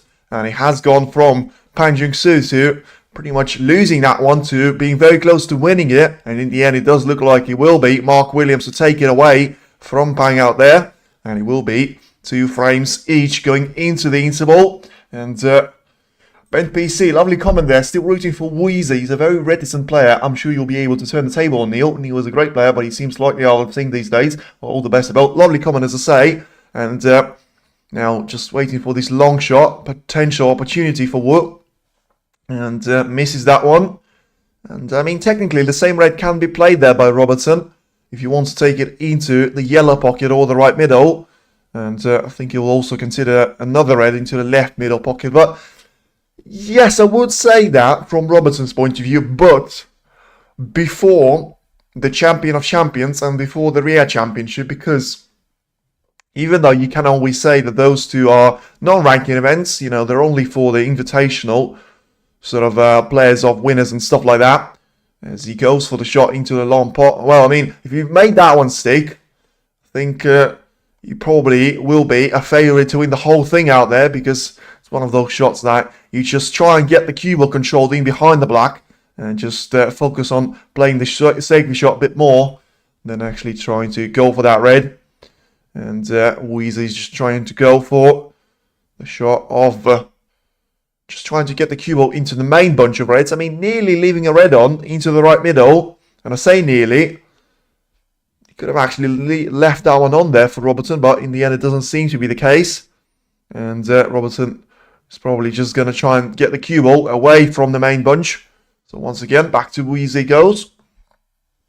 And yeah, I think Robertson has been playing pretty well in those 2 invitational tournaments, and therefore we'll say that he's going to be a real threat and a real danger going into especially the last 16 here of the UK Championship. And well, he's got a difficult opposition player now against him with Yize, but so far, you have to say, he's been probably his worst enemy himself, missing those easy reds, well, left, right and centre really, but especially that one into the left middle, which has allowed Robertson to go for that early break in the 4th frame and give him a sequence of and a cushion of frames to actually try and hold on to going into the interval. Once again, nicely played there with trying to just get the cue ball on for those reds and giving the turn back to Robertson. He does seem to try and put the pressure on his opponent for the time being. Let's see if he's going to be able to do it again. Finding a gap to guide the cue ball onto the ball cushion once again. And lovely little contact on the white, of course. Held on by the fact that it was a touching ball there called by the referee. So could just play away from the bunch.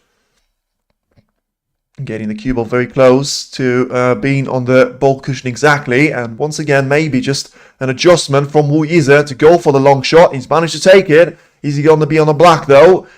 I mean, he is going to be on the black, but it is going to be a very, very difficult cut for him to try and take on. So it's a lovely little shot there, probably the long shot of the match.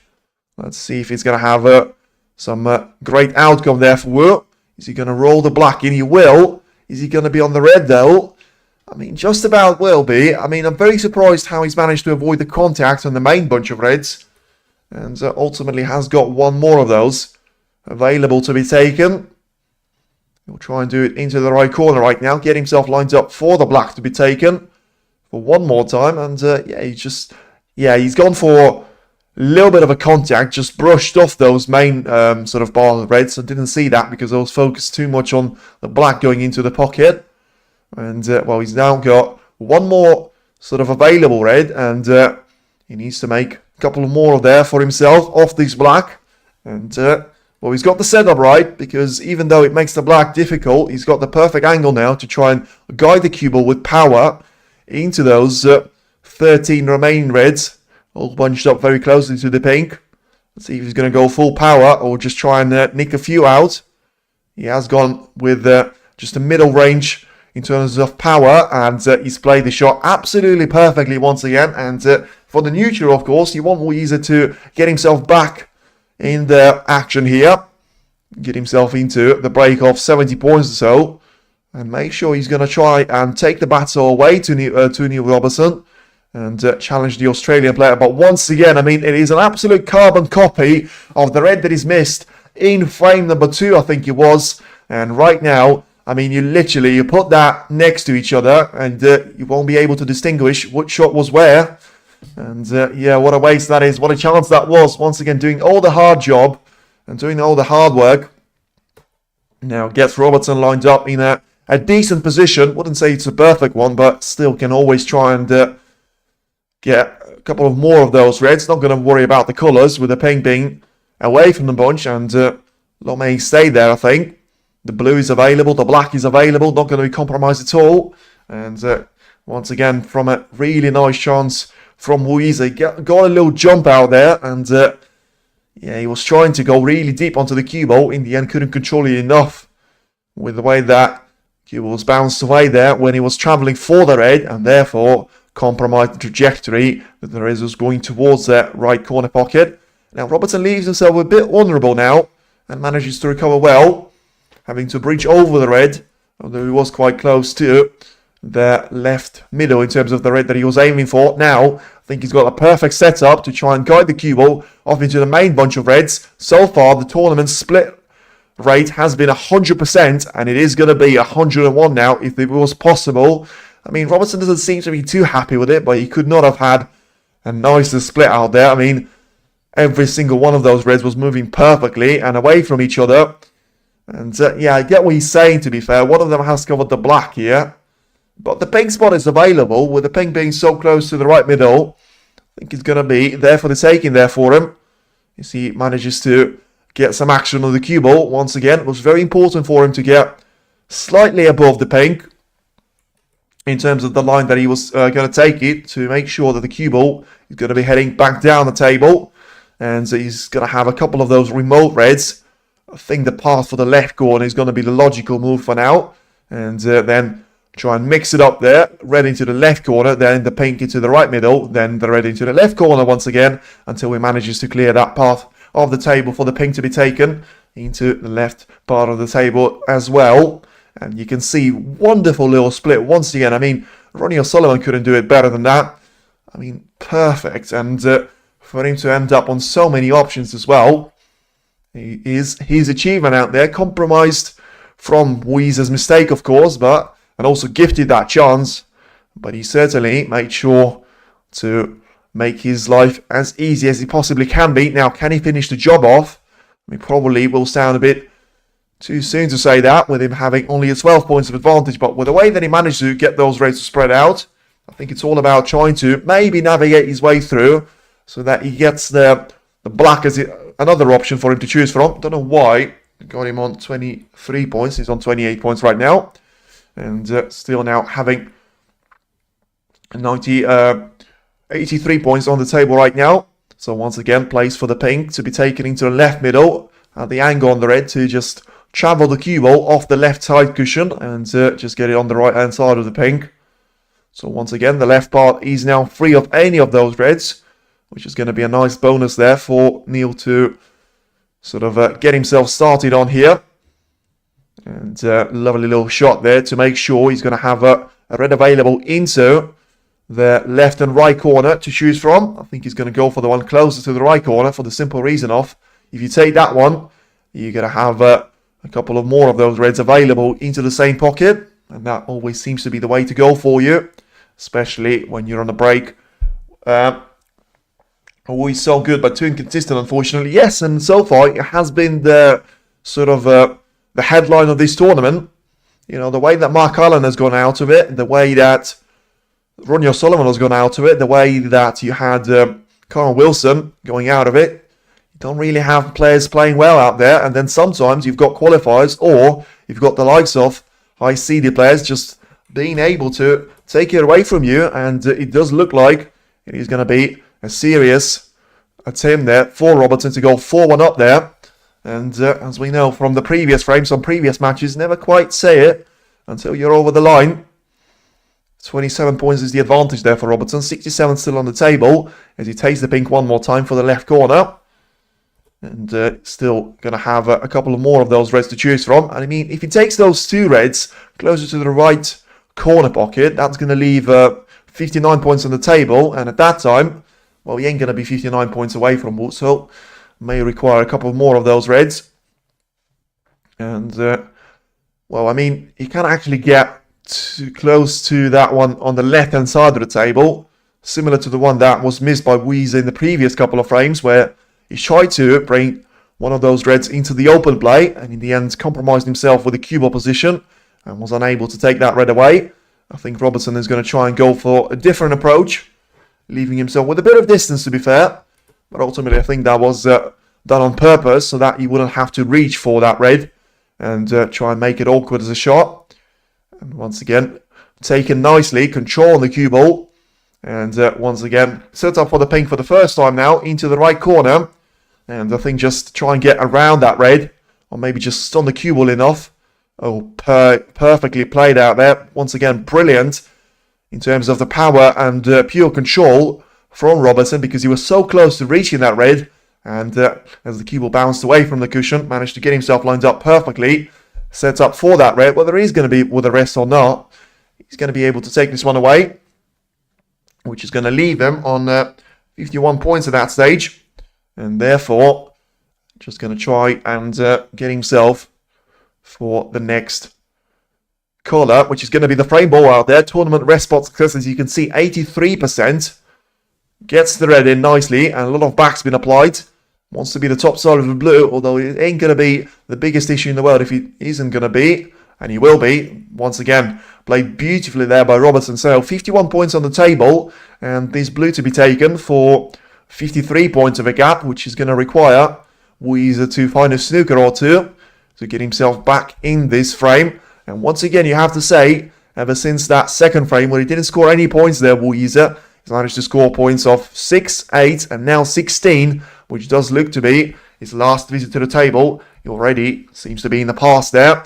Robertson gets the blue in comfortably, and now gets himself lined up for the red to be taken into left middle here potentially.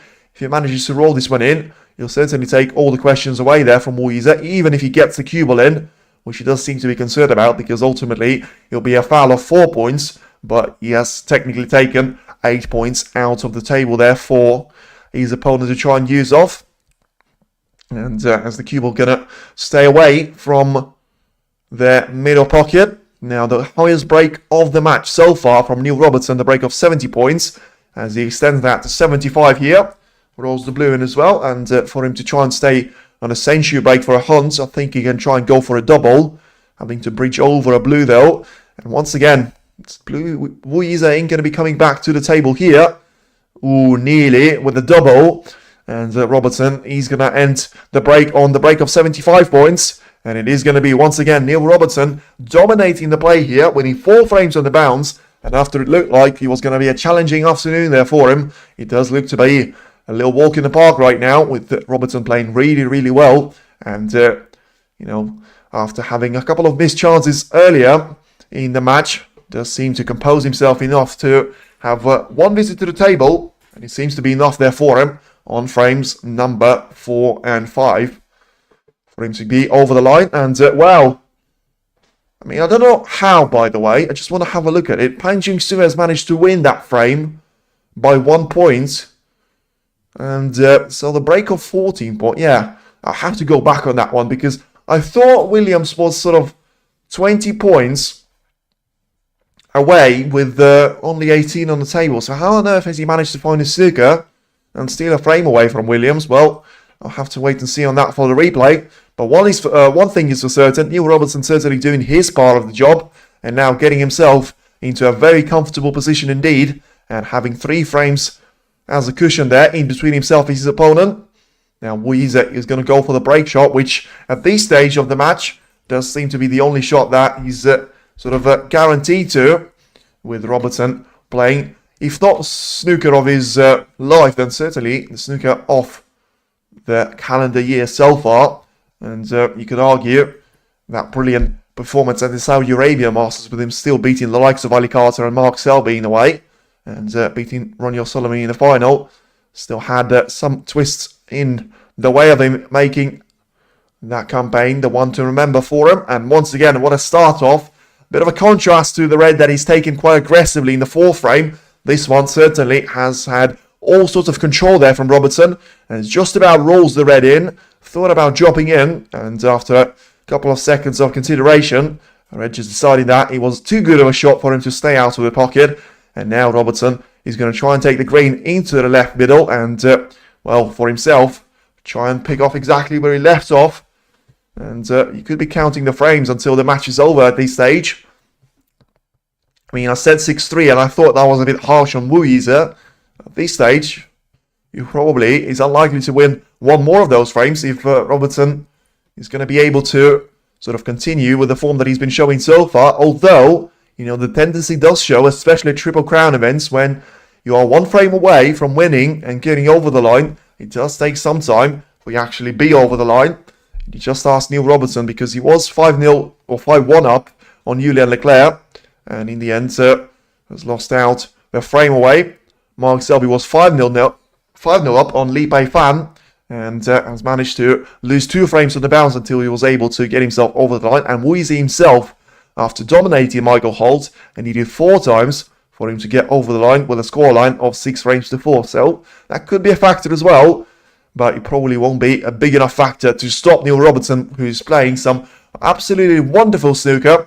Once again, just powering the cue ball into the reds and still getting himself perfectly lined up for the green. I mean, don't ask me how he managed to execute that shot. You know, if you're going to get yourself lined up for the black or pink, that's fine. But to travel and have the cue ball to be sent to the top part of the table with such accuracy has to be admired, to say the least. And just has to ensure that he's going to find a way for the cue ball to be travelling back down the table. May have to consider taking a difficult blue on into the right middle, because that way he can send the cue ball into the bunch of reds to try and have those to be spread out even more. And I think he's going to have an option of going for the red into the left middle. That was his only option though, so he could have played the shot a bit better. But ultimately, when you are on one of those reds, you are going to be happy and satisfied with that. So still has to be a bit careful when he applies the backspin on these shots. Seen those missed, and not this time around. Nicely taken there by Robertson. Now gets himself lined up for the pink. I think he'll try and, well, doesn't really want to take the pink spot, to be fair, because that way the pink will have to go underneath its spot and block the cue ball, because apart from the pink, all the colours are going to be on the spots. Pot success 90% now for Robertson. Same, I think, which it is going to be for the entire tournament there for him. And positional success 92%, as I say. It does feel like 95-96% for the way that just don't seem to miss any sort of a perfect positional play every single time he does manage to pot a red or a colour. And the only 3 points that I will say he needs improving on is the 3 mistakes of missing the pink, missing the red and missing the black.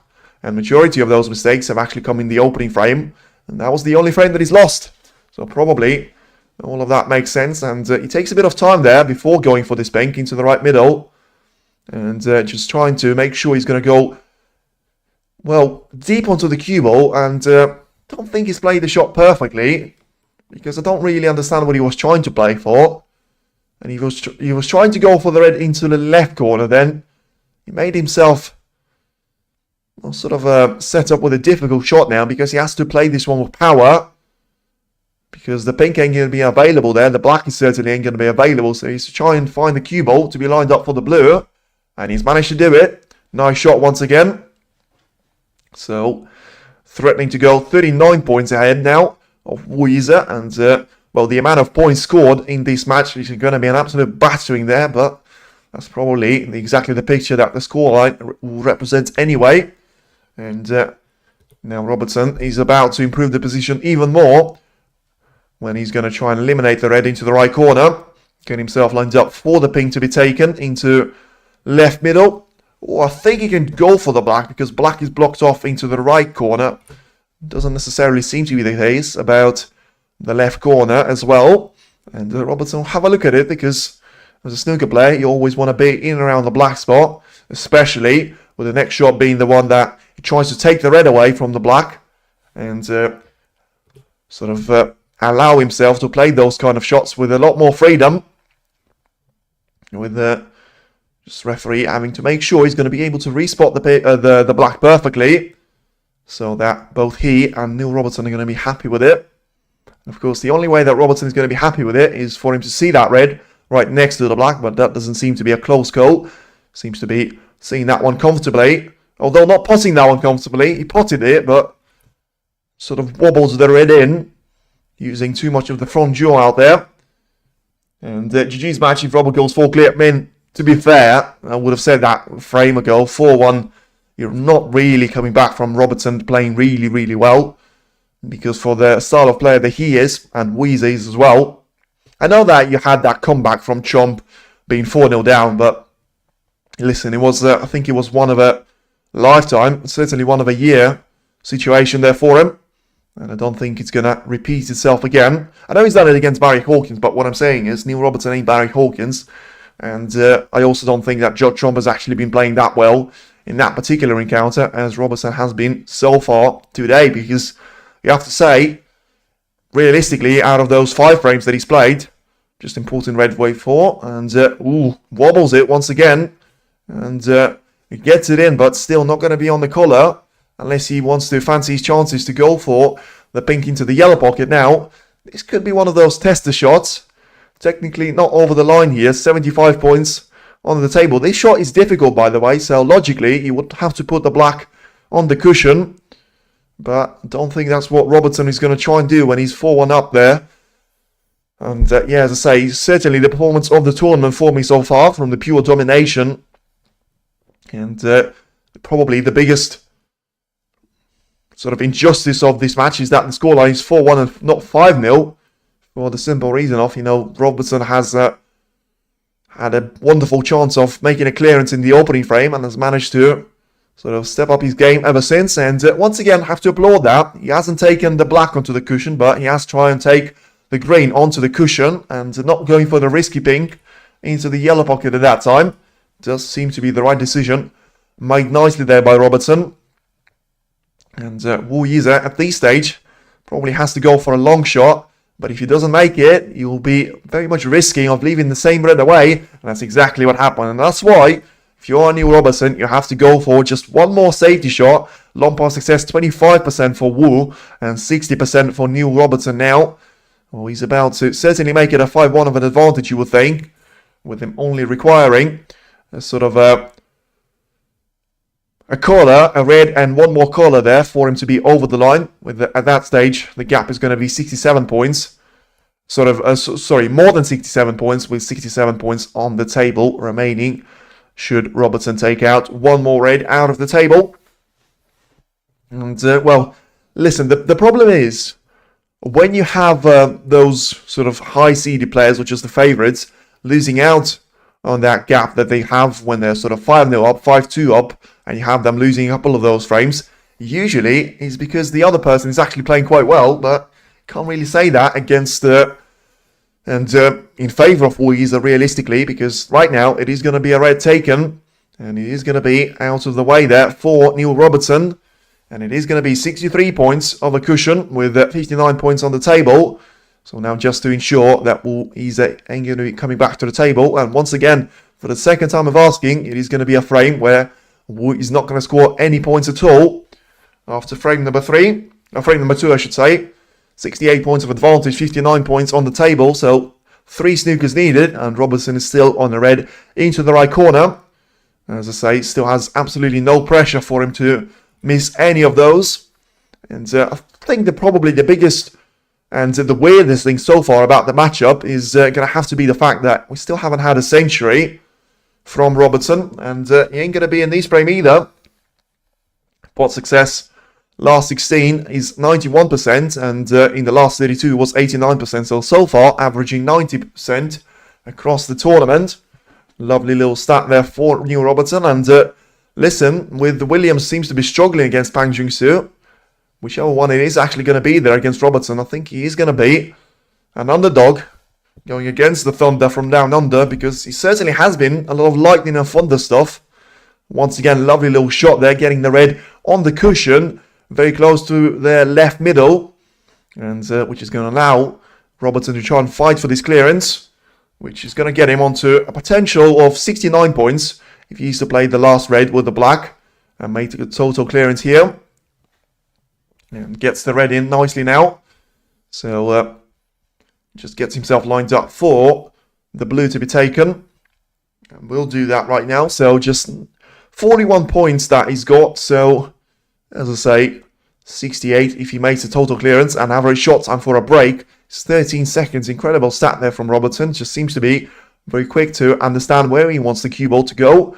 And as I say, pot success speaks for itself. 91 in the Triple Crown event, especially against the like of opposition that Yize is usually to the high-rated players.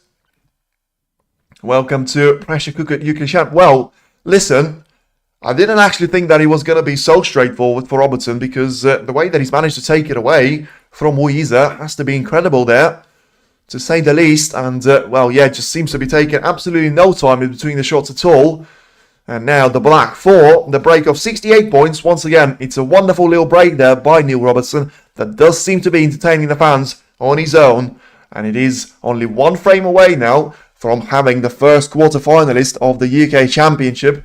And, well, at this stage, you have to say, it is going to be the return of Neil Robertson now, especially if he manages to play in the same way that and produce the same snooker that what we've seen so far of him in this matchup. And by the way, just a thing there, if we are to end here, I think we're going to have the break of sort of 2 or 3 minutes, and then we're going to try and jump on table number 2, because the Welsh potting machine does seem to be struggling. The engine is not there. Maybe the transmission and the suspension needs to be replacing as well, because the machine does seem to be struggling. Pan Jing-soo is on a run now to make it a 4-1 over gap if he is to take this frame away from Williams, and that way it is going to be very difficult for Williams to try and find himself to be the last Welshman standing in this UK Championship for now. So, yeah, if you talk about the pairings, we do have Ding Zhuhui against Scott Donaldson. That winner will play either Judd Trump or Si Xiaowei. Then, as I say, we've got this quarter of Pan Jing-soo against Mark Williams, and the winner will play either Yize or Neil Robertson. Then we've got the third quarter, which is going to be Elias Lesser against Barry Hawkins, and the winner will play either Mark Selby or Joe Yulong. And then we've got the bottom quarter, which is going to have John Higgins against Sean Murphy, and the winner will play either Zhang Anda or Zhao Xington, the world champion from China, which is going to have a Chinese derby out there. And as I say, Zhao Xington, Zhang Anda, Zhou Yilong, Yize, Pan Jing-soo, Ding Zhuhui, and Si Xiaowei are the 7 players that are still standing out there at the last 16 stage of the UK Championship, as Neil Robertson is ready to get this 7th frame underway. And let's see if it's going to be a perfect 7 there for him. And he's going to be able to get himself off into a dominant performance, and winning 6 frames on the bounce, of course, at that time, from winning the opening encounter. And, well, it looked like it was going to be a massive frame there quite earlier on, but in the end it has turned it into a consolation frame, it would seem. And, well, any shot that Yize takes on right now, especially if it is going to be an aggressive long shot, could be his last one in this year's UK Championship. But this one ain't going to be, because it's a wonderful long shot, and last pot time, 20.5 minutes, is going to come down to 0. And it's a lovely little start there for the 7th frame. Is it going to be too little too late? Probably. But let's enjoy while we last. Once again, a beautiful long shot there from Wall. When he has made it, he certainly made it look very, very easy indeed, getting the cue ball to be lined up for the bold colours and choosing the green to get the cue ball down the table once again. And whatever he does, he just has to make sure he's not going to be taking the red into the right corner, which, of course, is a joke.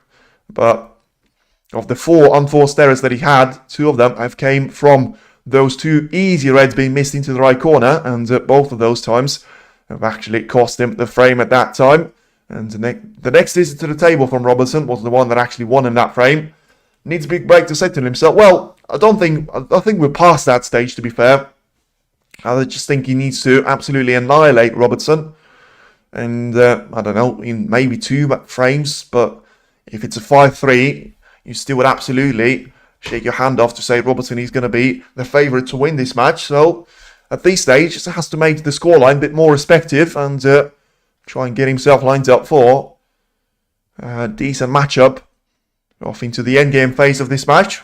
And sometimes, as I say, if Robertson was able to win 5 frames on the bounce, then sometimes he's going to be the same for Yize's point of view if he does manage to play really well.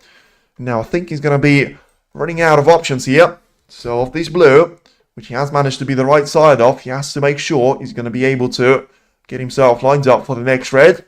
And I thought he was going to go into the bunch. He clearly doesn't feel that. And he might have a plant available. Ooh, that is nasty of a plant. I don't know why he's played for this shot, but that is absolutely nasty for you to take on. I mean, you can understand why he's taking off 5-1 down, but I'll be very surprised if he makes it.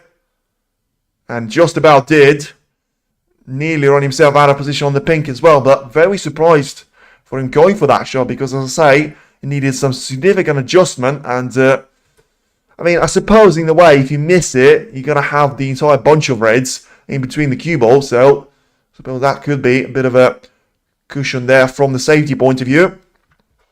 But another point that I will make is that it gives him 2 reds to try and choose from, and unless he can find another plant, you'll have to go into the reds anyway on the next time he plays a colour. For now, it's a break of 23 points. And, well, the black is not going to be available for him to play on, so has to go for the blue, you would think. And, yeah, has gone for the blue. Has he played the shot well enough? He hasn't, and he's overrun for the blue, which makes the cut difficult and makes the control of the cue ball even more difficult. Yeah, he's overrun badly for the blue, so he's going to go for the top spin. So try and take all the power away from the cue ball. And he's played the shot really well, to be fair. Is he going to be on the red, though? I think he will be into the right corner. So, to be fair, it's just a sign that never write Yize off there. And, well, the good old tendency does seem to continue when the player is just 1 frame away off the finish line. It does take them a while to get over the line. But, of course, you can't really blame Neil Robertson for this because he had a really nice break-off shot. And Yize was able to find a long shot into the left corner, which set himself up for a nice little break here. And it'll be even better if he manages to get the black into play. For now, he has to build the majority of those points for himself of the pink and blue combination. Absolutely hammers the red home, and he's put a red over the pocket, which is going to be a huge disadvantage for him now because he run himself out of position on the corner and absolutely...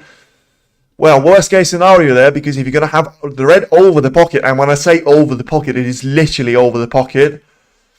I mean, he has to go for the blue or green now. He's got no other option, and of course, if he misses it, he'll be a chance given away to Robertson, but not this time around. Played the shot wonderfully well, and well, this match certainly had some brilliant long shots being made, majority of them, of course, by Neil Robertson, but Yize has managed to produce some of them as well. Now needs to have a good positional shot after this red. And he ain't really going to get it. Because he's going to have to go and bridge over the cue ball. Unless he goes for a rest shot. That way he's going to have very little control in terms of applying the spin for the white. And even though he has made some adjustments to the position of reds. He's still not going to be perfect on any of them. And if he just forces the pink to go into the right corner. That's exactly what Neil Robertson is looking at. If he's able to plant his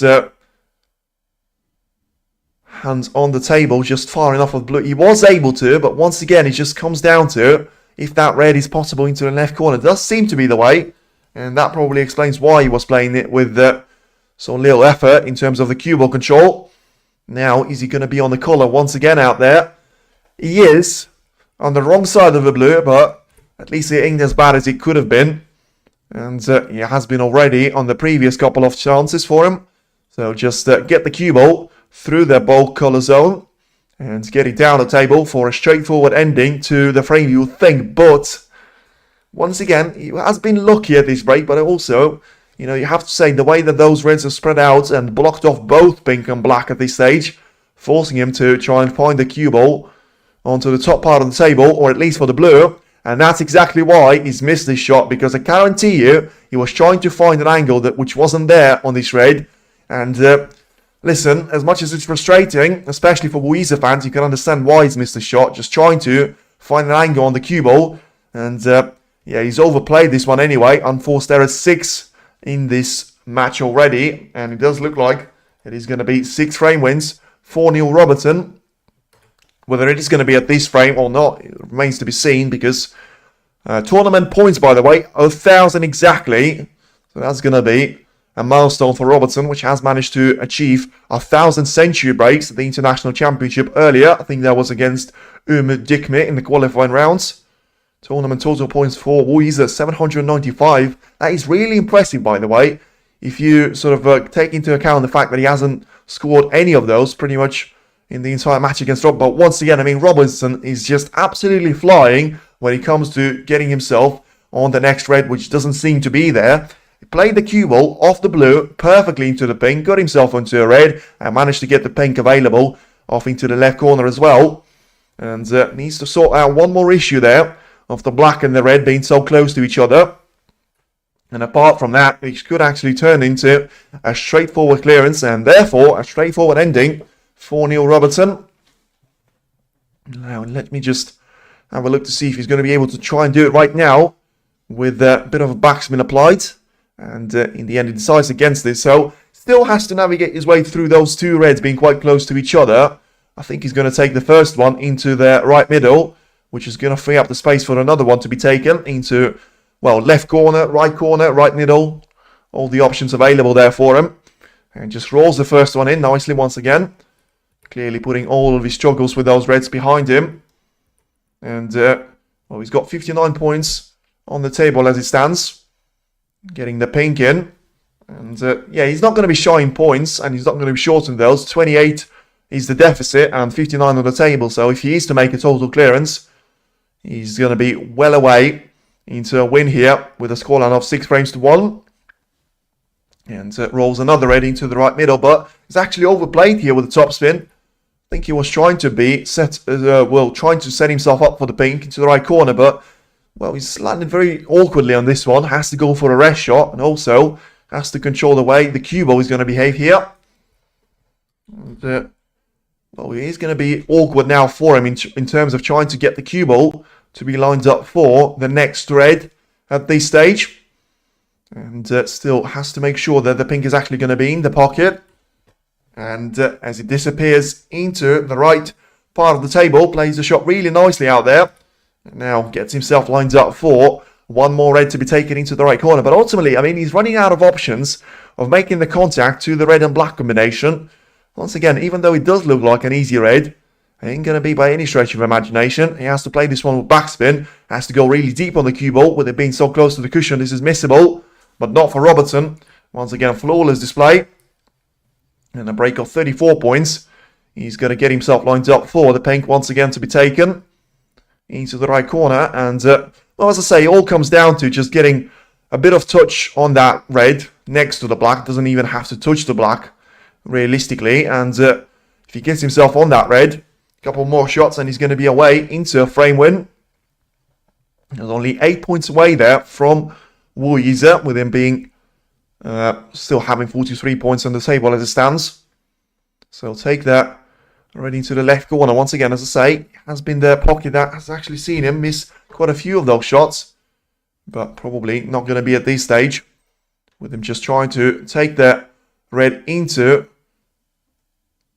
I mean, I don't know. What on earth has he done there? I mean, I'm absolutely baffled by what I've just seen there, because unless he miscued, unless he was, well, he probably was trying to take the red away from the black right now, but it's a weird short selection, because that way you're not going to guarantee yourself anything, and he's going to be 13 points behind now. I mean, at least he still gets a chance of actually trying to send the cube onto the top pile of the table, but I actually thought he was going to try and fight it till the end there for a clearance. In the end, it is going to be at least one more safety battle if Yize is going to be able to find himself out of a snooker situation, which, you know, Neil Robertson still has to line himself up for. And he's just looking for the most problematic spot to try and put the cue ball into. Get himself lined up off into a good situation out there. And just having a look to see if he's going to be able to push that blue away. And yeah, hasn't played the shot well at all. He's very, very unhappy there with himself. Of course, he's still going to be trailing behind now by 13 points. And that was the chance there for him. And yeah, caught the blue in the wrong way. And whether he thought that one faded or not, he ain't going to be one happy Australian going back to his chair. And Yize is going to be able to get the edge of this red, pushing it onto the black, and therefore still get himself in with a chance of taking at least one more frame away from Neil Robertson. And get himself lined up for at least frame number 8 to try and be a part of. So for now, the first couple of shots are going to be very interesting here to see. And he has pushed the black very close to the pocket, and he's actually potted the black. And that's not going to be the part of the scenario, because if he gives a free ball away, he probably is going to lose the frame and the match right here, because it is going to be 7 points given away here to Robertson.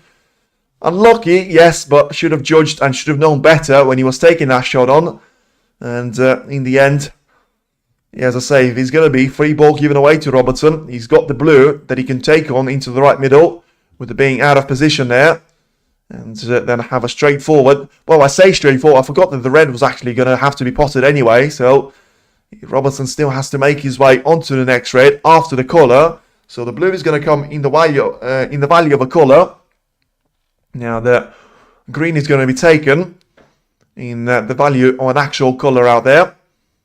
And yeah, you're going to get the cue ball back down the table. So 4 points scored there. Still 35 on the table, but ultimately it is going to be just 2 points as the deficit for Robertson. And if he gets himself, well, gets the red in, he's going to be in with a prime chance of taking this match away with a scoreline of 6 frames to 1. As he just rolls the red in nicely and gets himself lined up for the blue to be taken into the right middle. So just 1 point away there. And well, Yize has played a decent, some decent snooker in the recent weeks, but certainly not today. He had a good performance against Michael Holt, but you have to say there was only one man that has actually turned up to the arena ever since that opening frame, which, well, I actually thought was going to be a massive turning point already. But Robertson was able to put that behind him very quickly, and now he's only 3 pots away from making it a scoreline of 6 frames to 1. And I think that's going to be the most convincing win, joint most convincing win of the UK Championship. Sorry, I forgot that CJW managed to defeat Ryan Day with the scoreline of 6 frames to 0. Never mind. But he's still going to be joint second highest win of the tournament with Zhao. And he is going to be a quarter-finalist now if he manages to get the blue in. Doesn't need the pink. And 13 points is the difference. Robert looking good now. He is looking good this year, especially for him to try and end this one on a high. You know, he's got Scottish Open after it. It was the winner of English Open last year. Let's see if he's going to be able to make it into Home Nation Series quite far into the tournament. And yeah, just tries to roll this pink quite close to the pocket. I think Yize will try and play on for now, because it is only 1 snooker required, although it is going to be with only pink and black available. If he's going to be able to take the pink away from the pocket, he will be. Now, where's those 2 colours are going to be spread out there? Well, in a nice way, to be fair. So we're doing his job at that time. But still, as stats and numbers say, it is pretty much impossible for you to land a snooker on your opponent. And Robertson just pushing that pink as close to the pocket as he can. And this one could drag on for a bit now, because it's very difficult for Neil Robertson to force enough of a mistake there from Yize to actually pot the pink, which is going to be the way for us to end this match right here, right now. But as you say, you can understand it. I think it's the first Triple Crown main draw appearance for Yize, and certainly the first one that I can remember of him actually making into the last 16. Managing to play it really nicely, and well, not so much against Neil Robertson as I thought actually against Michael Holt. You know, it was a commanding performance at the start of it, and it just took him some time to get over the line. Once again, Robertson just pushing that pink closer to the left middle, and just waiting for one more error there from Yize's point of view. Very difficult to get snooker on 2 balls. Yes, but I always say it was impossible until I've seen it from Jump and Stevens, where he was 4-3. Stevens was leading by a scoreline of 4 frames to 3. And John needed snooker on the pink, and he actually managed to get it. So ever since, I seem to keep my mouth shut about it and just say, I can understand why they're trying to do it, because Trump actually managed to win that frame while still needing a snooker on the pink and black combination. Although you have to say that, it's probably one of the only times this season that's going to be the case. Once again, Robertson just pushing the pink as close as he can to the yellow pocket on this occasion. And Yize will do his best to try and get that one away from the pocket. Of course, Robertson already had that encounter with Julian Leclerc.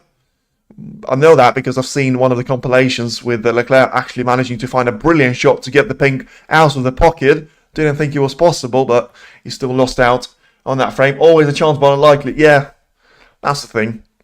But you can understand why Yize is playing on. If it was the other way around, I don't think Robertson will come back to the table, because he knows that 5-1, you're not really coming back from it, with especially needing a snooker on the pink. It's just too many ifs there for you. But for Yize being, I think it's his first main draw appearance in the UK Championship, so that's why he wants to have this one taken into the nicest fashion. By the way, if we are going to go on to the table number 2, it may be a very short visit as well, because Pan Jung-soo just seems to destroy Mark Williams out there with every single one of those frames being closed. It doesn't going to matter for now, because it is going to be a 4-1 of a deficit for Williams to try and overcome. So it's going to be an ultimate task out there for Williams to reach the quarterfinal stage. And if he does, it does look like he will be meeting Neil Robertson in that stage. And an informed Neil Robertson is a very, very dangerous man on tour, which is going to be in the quarterfinal as he rolls the pink in, and Yize comes forward to shake his hand. Lovely performance there from Robertson, not so much from Yize's point of view, but listen, if you have to say, and a little bit of analysis before we have a 3 minutes break and we go on to table number 2 with Mark Williams and Pan Jung-soo featuring, you have to say the opening frame was really important from Yize's point of view, but he was sitting down in his chair for the majority and for the entirety, I should say, of the frame number 2. He's lost that 1-0, and Robertson was able to just take off, build that cushion of 2 frames to 1, have a nice little deficit going into the interval of finally managing to get over the line in frame number 4 and never look back. And, well, as I say, the biggest underachievement there from Neil Robertson probably has to be the fact that he hasn't actually made a century break. But apart from it, he has shown some brilliant snooker and still showing that he's going to be the man in form. Right then, so we're going to have the intermission of around 3 or 4 minutes. And then we'll be back with you with Pan Jung-soo and Mark Williams, whether it is going to be just 2 frames there for Pan Jung-soo to get over the line and get another champion out of the way, or is he going to be the ultimate comeback from the Welsh boarding machine? If you're not going to be staying with us, then thank you very much for tuning in. And as I say, we'll see a lot more of Neil Robertson in the UK Championship this season.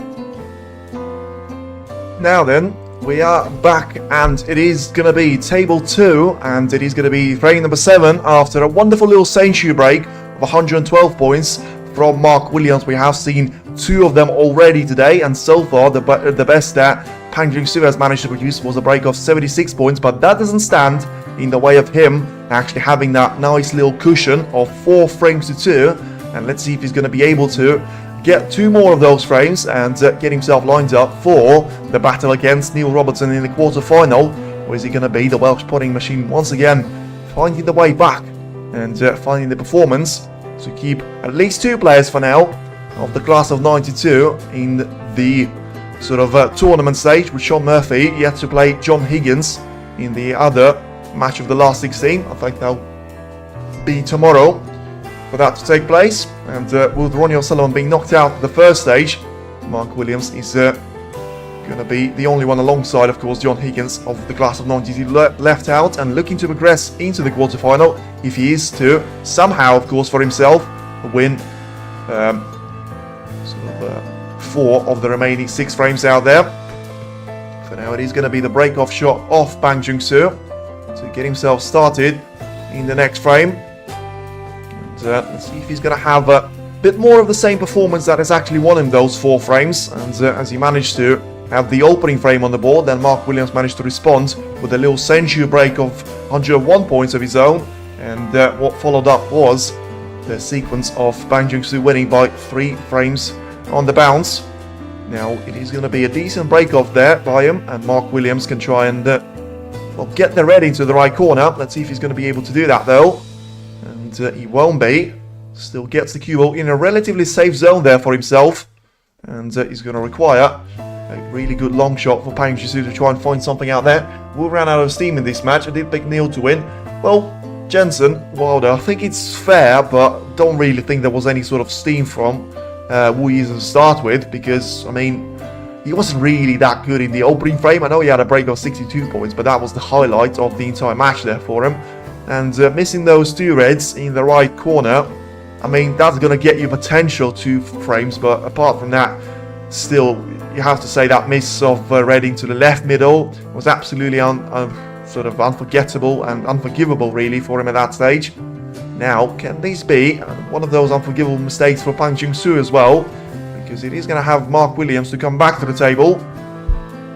And well, he has disturbed the black with that shot, so he has gone close to the left corner. And just having a look to see if he's going to be able to go for this one into the right corner. And with a bit of power for the traction for the shot, he wants to have the cue ball to be lined up for the top part of the table. Played the shot really nicely, to be fair, but is he going to be on the collar? He has to choose in between the green and brown to try and play any one of those into the yellow pocket. And yeah, he has a little look to see if that's going to be the case there for him. And well, as the answer is probably negative, you can try and take the blue on, but that's going to be one of those shots which will just feel like he's getting to the desperation point there from Mark Williams.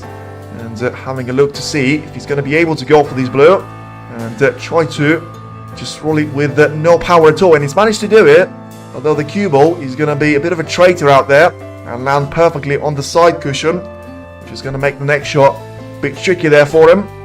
And just having a look to see if he's going to be able to go for the red to be taken into the right middle. And of the cushion shot so far, his percentage of the tournament is actually 67%, but that's going to go up there because he's managed to get the red in, although he is absolutely begging the red and begging the cue ball not to go over the green, but that doesn't seem to be the case out there. So you can ask it all you want, but the line and the pace of the cue ball already was set up for that shot, and well, it clearly felt like it was going to disturb him for the next one. And yeah, he's thinking about going for the yellow now, which will be a really difficult cut for him to make into the left hand side of the table. And yeah, just try and get himself lined up for the next shot, and just going to try and get the cue ball in behind the green. So the break of 7 points, and that will be the end at this stage for Mark, as he just tries to get himself into a position of at least sort of trailing by a single frame out there, which I mean, we have seen that situation for him previously. And Pang Jung-soo just having a look to see if he's going to be able to find an easy way of escaping from his snooker. He had a really good performance against Sao Gudong there, and has managed to beat him comfortably with a scoreline of 6 frames to 2, winning 3 frames on the bounce in the end. And well, Mark Williams himself had a decent start off against David Gilbert. That one was a bit less comfortable, and in the end the Welshman was able to overcome his opponent by a scoreline of 6 frames to 4. Now, with this escape from a snooker, has Pang Jung-soo left out a red for Mark Williams to take into the left corner? Because he seems to go onto his chair very quickly, but yeah, so Williams refuses. If there was any sign of a pot, and just guides the cue ball away from the main bunch and onto the ball cushion he'll go.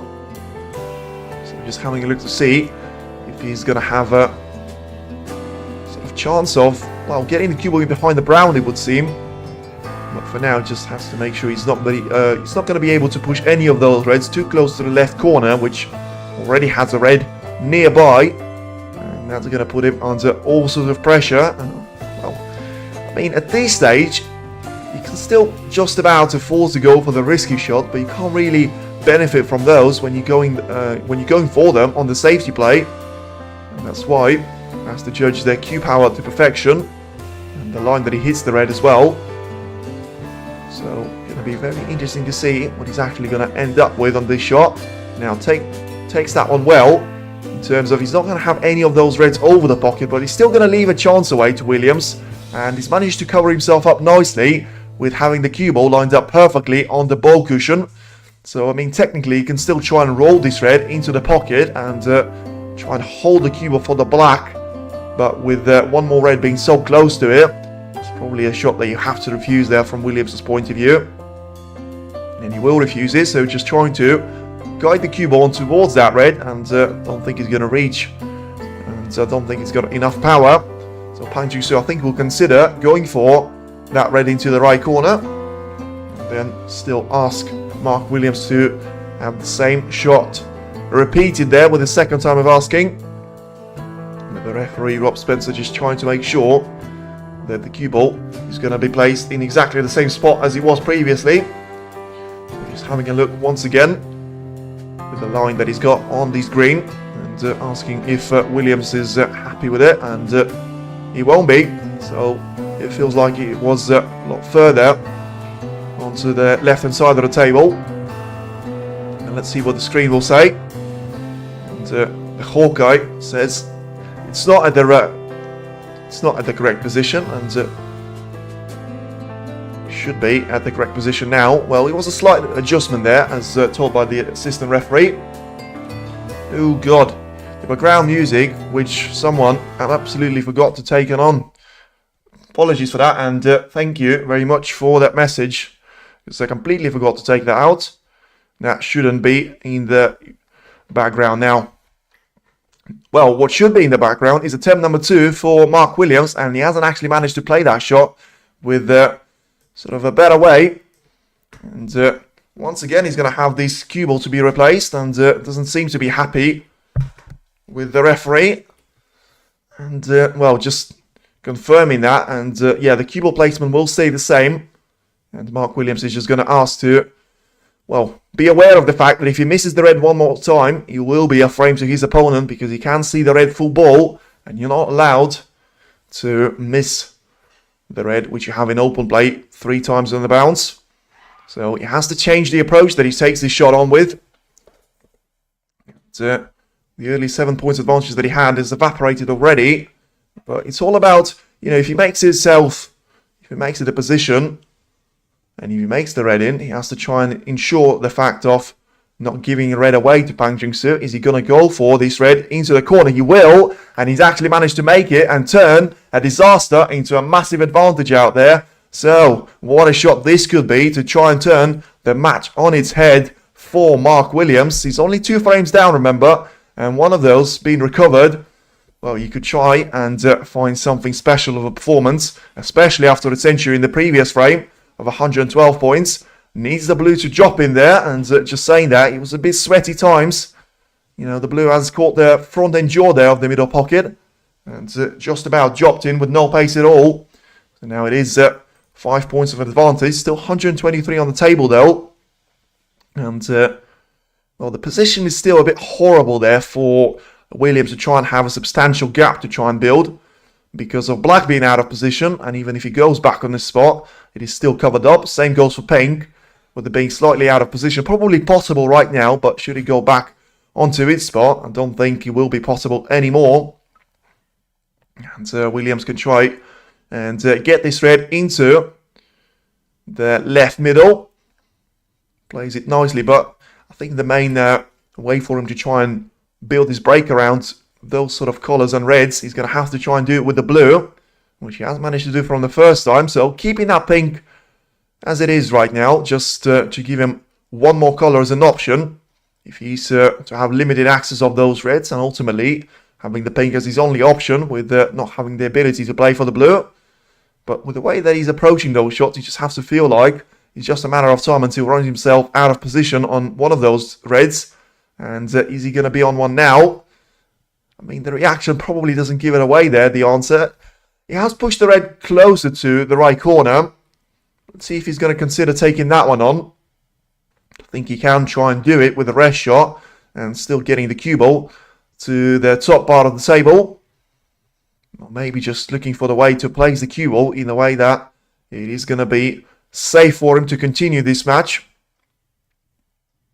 And 11 points is the advantage. Well, at this stage, it's not really an advantage. It's just the fact that it ain't going to matter whether you are on the damaging or on the receiving end of things, with 115 points still on the table. He has to take this red on there if he feels like it's possible, because, you know, if he wants to play careful, that ain't going to work out for him being 2 frames down. As you can see, this red is possible. It's not quite on the cushion, but what makes it difficult is the fact that he plays it with the rest, and also has an angle against the cue ball. And, well, he's managed to get the red in, but he's going to have to go for a difficult shot on the blue now. Don't think he's going to be happy to just settle for the yellow to be taken. So just having a look once again to see if the blue is going to be possible there. 12 points is the advantage. And, well, if he takes it into 17 points, once again gets the cue ball down the table for one of those reds. Yeah, he's going to be very straight on the blue, which makes the shot even more difficult. May have to consider going for yellow. Of course, brown ain't going to be possible with the way that it's out of position. So, I mean, realistically, I wouldn't actually be surprised if he goes for green right now. But he is thinking about just rolling through the cue ball and getting himself lined up for a shot from the left corner of the pocket, and just try and edge that red into the right middle instead.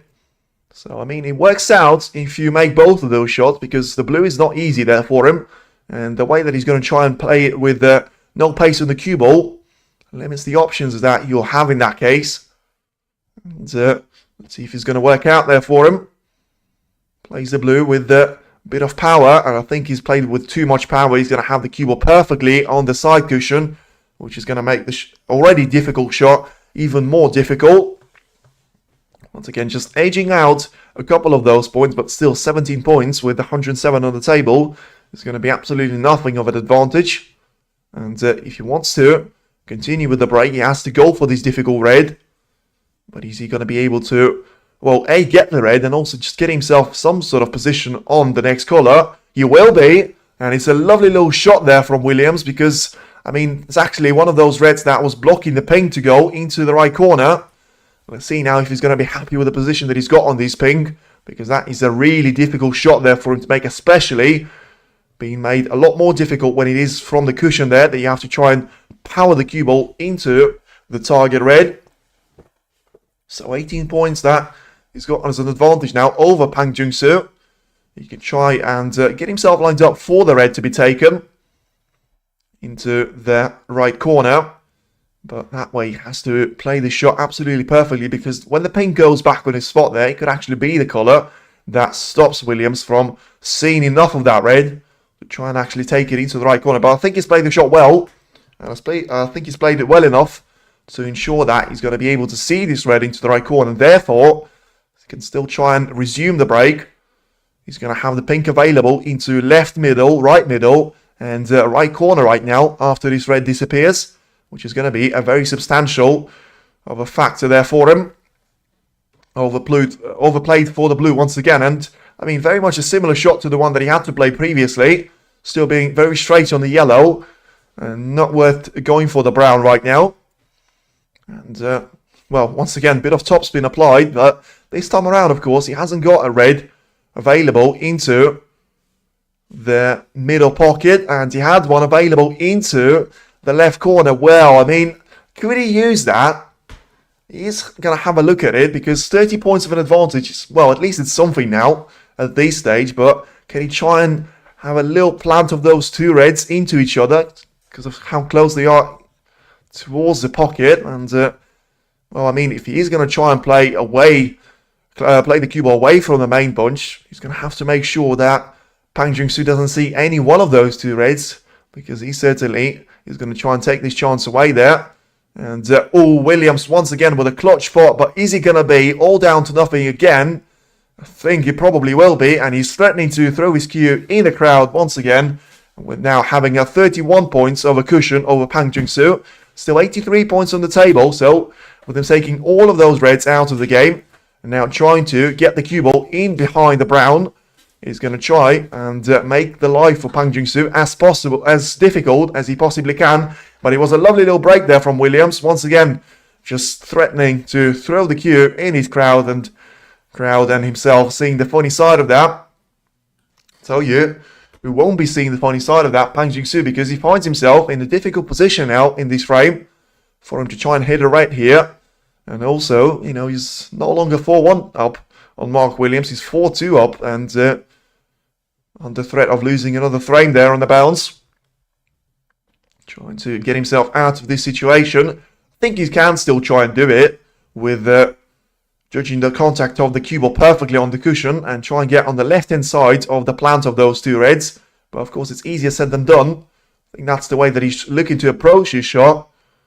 And, well, yeah, it's a two-cushion escape really, but I think he's overplayed it. Let's see if he's going to leave anything on there for Williams. And he's actually played this one just about fine. He didn't catch it well enough so that, you know, he wouldn't give a safety shot away to Williams. And actually maybe, you know, get a little bit of initiative of his own. But instead he's actually managed to avoid of giving an easy shot away to Williams. And he's still in this frame. Although he's another wonderful shot there from Williams. Getting himself into winning, well, situation of this frame certainly. Because even though it is only one red which is somewhat in a safe place right now. You have the black very close to the left corner, which is going to be covered up by the same red. And also you do have the remainder of the 6 reds all bunched up very closely to each other. And, well, it's going to be really difficult to get on the majority of those for either Pang Jung-soo or Mark Williams. But, of course, Williams has got the luxury of not requiring all of them, with him having that 31 points of an advantage. And Pang Jung-soo taking a lot of time on this shot. Clearly doesn't feel confident taking this red as of course, as a safety option. He can't go for it in the attacking sense unless he absolutely risks it all. And just once again looking at the cut point and seeing the way that he has to hit the red. Maybe he's going to consider going for the long shot because it's now been more than a minute that he's been thinking about it and still doesn't seem to find a way, which is going to see Pang in a safe place on the next shot when Williams is going to inevitably come back to the table. Unless Pang is going to be able to knock the red in with absolutely no power at all.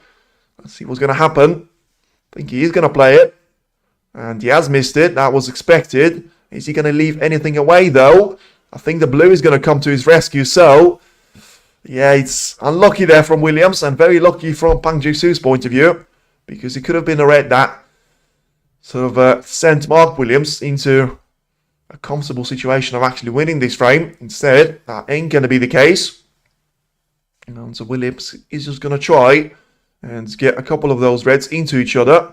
Make sure that none of them are going to go over the right corner pocket. And I think he's managed to do it pretty well. As long as the top red, which he has shown, isn't going to go past the other one. And there is a chance for Pang to drop that one in to the corner pocket. You'll try and see and check that, of course. And until then, can't really make your mind up on it. And, yeah, I mean, if he is to go for an attacking approach as well, he has to find the gap for the cue ball to be sent.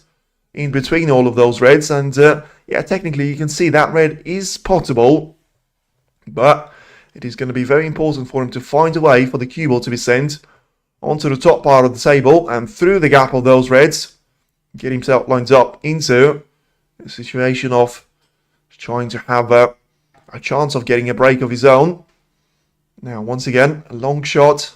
Does look like it is going to be attempted. He has missed one previously, and he's going to miss one again.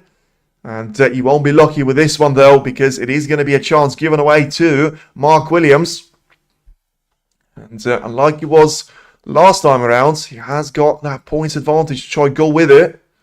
And at this stage, you have to say 3 reds probably will do the job there for him, as long as they are taken with the sort of reasonable colours.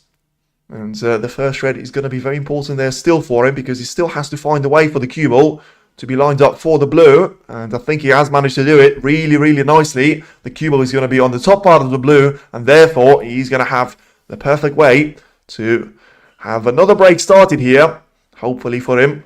The one that is actually going to get him over the line here in this frame against Pang Jung-soo. Tournament pot success, you can see 89% for Mark Williams and only 82 for Pang Jung-soo. That doesn't look like a person has actually managed to defeat Salgadon by 6 frames to 2 and set himself up for a comfortable scoreline against Mark Williams. Now gets this red to be taken into the right corner and just about drops that one in, but ultimately was close enough to the pocket for him to try and control the pot. And I think he's just about close enough to the blue for it to be potable into the left middle, for him to try and take it away there from Pang. And get himself lined up for the next red, which is going to edge him over closer to the frame ball to be taken. Once again, 1, 2, 3 cushion escape and beautiful cue ball placement. And even having a couple of reds to choose from right now before he's going to transition onto the pink or blue. Once again, just like it was for Neil Robertson, he's about to reach 1,000 tournament total points. And just like it was with Neil Robertson, you can see that his opponent is going to have significantly less of those points than Mark Williams himself. Now, 44 points is the advantage, 59 still on the table, so you need the pink, red for a 51 points of a cushion, with 51 available. And that means he's going to need a red and a colour for him to be over the line. 50 points right now is the difference. It's going to be 51 with this red there. And that's going to leave Pang Jung-soo with needing 2 snookers at that stage. And I think Williams will be really eager to try and get himself lined up for one more red at least, to ensure that he's going to be able to get over the line without needing Pang Jung-soo to come back to the table for any more of those shots. But of course his priority has to be taking this red now, which he has managed to do. And now straight down to go for the pink, into the left middle, rolls that one in. And now 57, I should say, points of an advantage with 51 on the table. I think he clearly was focusing on the pot there for the pink, so not worried too much about having to play for any more of those reds. Ultimately, as I say, he should be over the line here in this frame.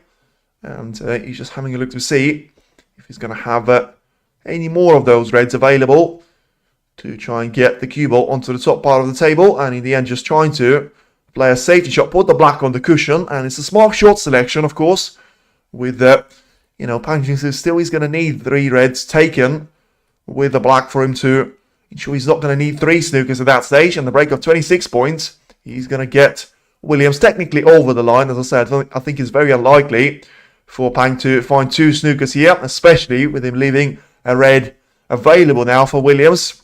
As Pang tries to be clever with this one and take the black into open play. He has managed to do it, but by doing that, he has left a chance for Williams to certainly close off the frame and get into the frame number 8 with a scoreline of 3 frames to 4.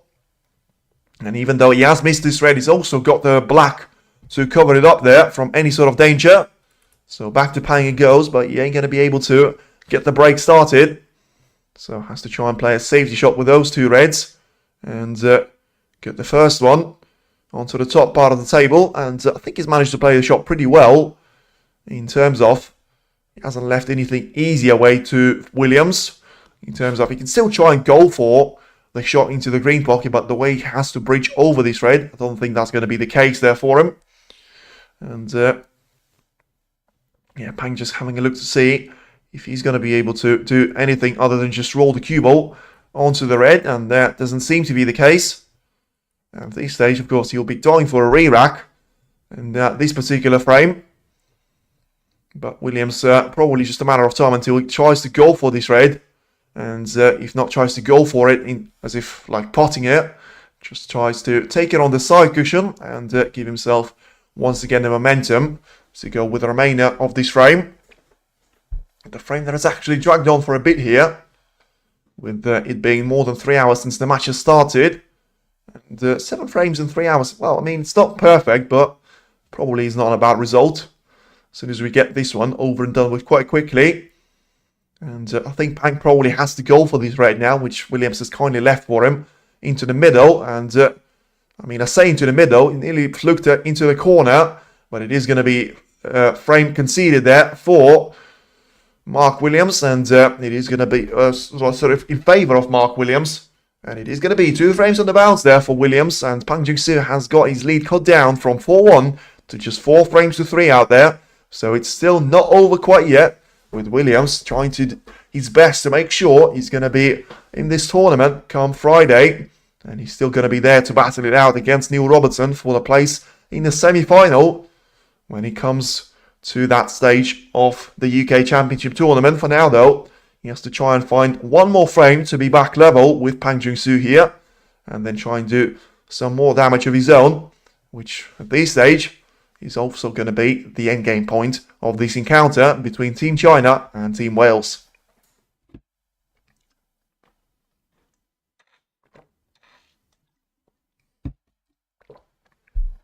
Two contrasting frames, I would say, because frame number 6 has seen a wonderful little century from Mark Williams, and the end frame number 7 was a bit of a sort of battle it out, grinded out frame where he had a break of 36 points and he managed to get over the line with a break of 26 points. And sort of Pang Jung-soo was always going to try and battle it out there to find a snooker of his own, but he needed 2 at that stage with 3 difficult reds, wasn't able to develop them enough, and when he's gone for a red, into the right middle, missed that one, left it over the pocket, and in the end, Williams didn't actually need to go for that shot, and he was frame conceded. So you add that to the century break, and it is going to be significant points of an advantage there in terms of the last 2 frames that Mark Williams has played. And the way that he has taken this match into is probably has to be the case of, he does have a little bit of a reminder of Joe Yulon against Ronnie O'Sullivan yesterday, because it was a Chinese young talent up against the class of 92, multiple-time world champion. But the way that Pang Jung-soo just managed to eke out a couple of those frames really deep onto the colours, where Williams was dominating some of those frames, has actually allowed himself to open up a gap of 4 frames to 1, and now the result seems to be there, or at least that's what Pang Jung-soo is trying to edge out there against Mark Williams. And just having a look to see if he's going to be able to, well, do somewhat similar sort of a job in frame number 8. For now, it is going to be Mark Williams to go for the break-off shot. So try and get the cue ball to be lined up for the lower part of the table. And we'll try and get it into the bulk zone as well in a matter of seconds. Played the shot nicely in the way of, get the cue ball is going to be very close to the ball cushion. The black is going to be free of any reds, and even though he has left a potential long red available into the right corner, as I say, the cue ball control has actually been quite nice there from Williams. And he's going to be able to try and set himself up with a nice little chance if Pang Jung-soo is to make a mistake off the long shot, or just misjudges a safety shot down there. Don't think he's going to go for the attacking approach. I think he's just having a look to see if he just tries to get the cue ball down the table to ensure that he is not going to leave anything easy to Mark Williams. But maybe he's going to go for this red. Let's see. And in the end, as I say, just going for the safe approach and pushing that red just far enough ahead and far enough to the top part of the table so that it's not playable into the left middle. And studying the fact of not any sort of plans being available into the left middle either will force Mark Williams to go the long way around and try and find himself set up with the next shot to be taken into sort of from the ball cushion, I should say, from Pang Jung-soo. And just pushes one of those reds towards the side cushion.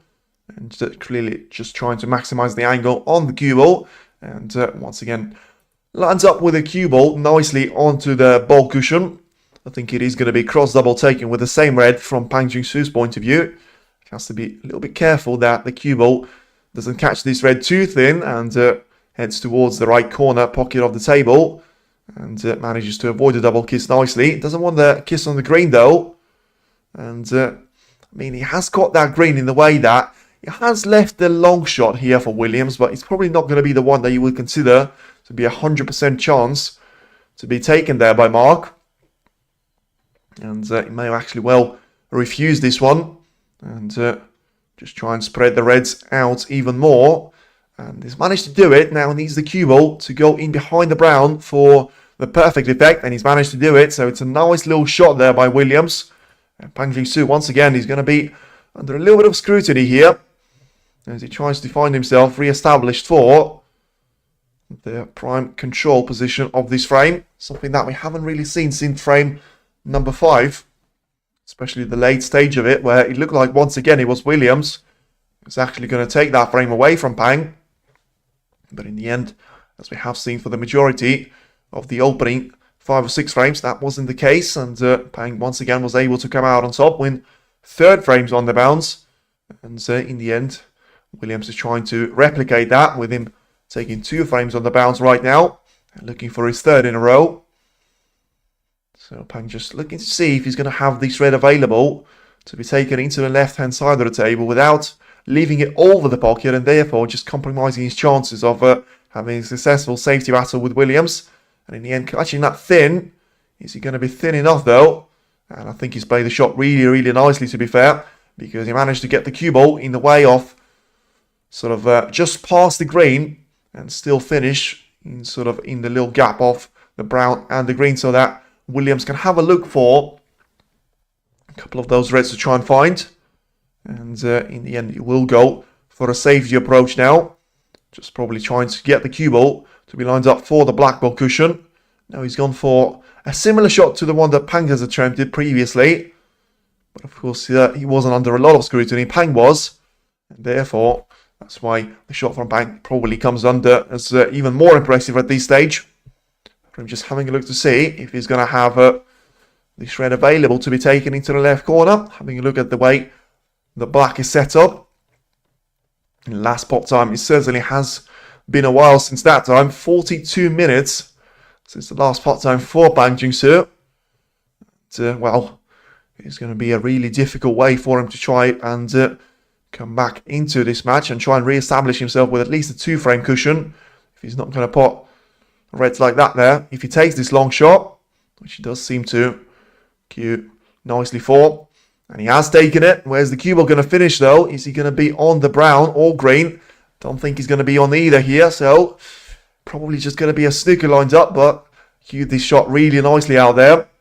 Managed to play it into the heart of the pocket, and I mean, he can still try and go for this green to be taken into the yellow pocket, but it's one of those where if you miss it, it's going to be really difficult for you to re-establish yourself back in the frame, and taking all the power away from the cue ball. Managing to lay a perfect snooker on the brown. And now it's Mark Williams that finds himself in a bit of a problem position.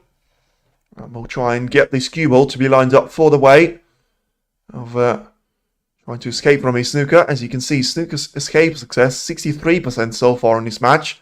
But that is certainly going to be added up there by a couple of percentages at least, because it is a perfect shot there made on the first time of asking.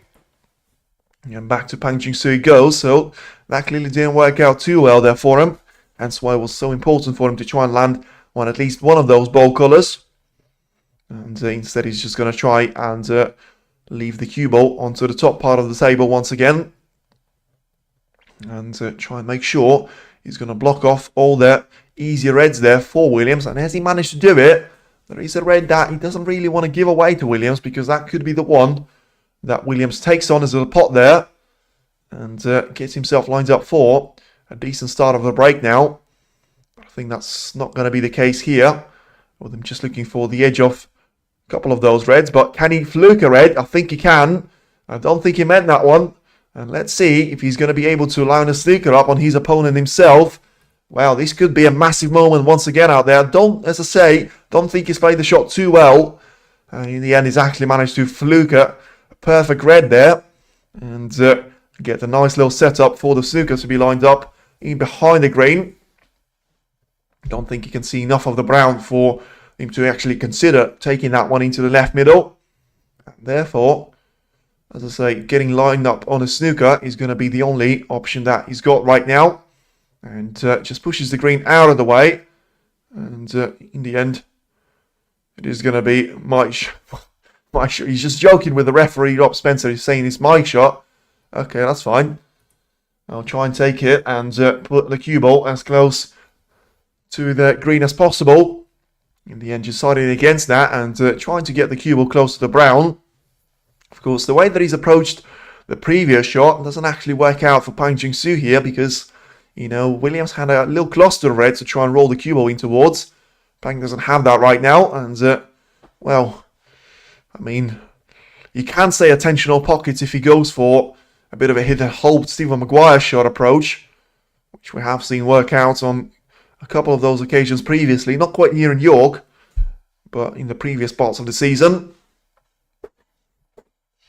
But of course, jokes aside, it is going to be very painful for him to give this position away because even though the black is not going to be potable, the pinky will be, the blue will be, and well, at least two of the ball colours are going to be on their spots right now. So, attempt number one coming up, and let's see what Pang can try and do here. Don't think he's going to try and play this one with power. He will, and yeah, he's going to be absolutely nowhere, those reds, so I think it is going to be asked to put the cue ball back onto its original position and give 4 points away to Mark Williams. And, well, he can leave away 20 points, 30 points, as long as he wants, as long as he doesn't actually give away perfect position away to Mark Williams here. And just considering and having a conversation with the referee if Pang is going to be happy with this one. I think he is going to be. And Williams, of course, is not going to interfere at this stage. So attempt number two coming up. We know the line, and he's going to try and stick to it for now. See if he's going to get closer to the red. He was quite a significant amount of distance off. And this one was closer, and this one is going to be better in terms of catching the red. Is he going to leave a red on there for Williams, though? I think he will. I think he's going to be one of the closer ones to the pocket, but ultimately, is he going to have the way to try and get that cue ball lined up for one of the colours? The answer seems to be no.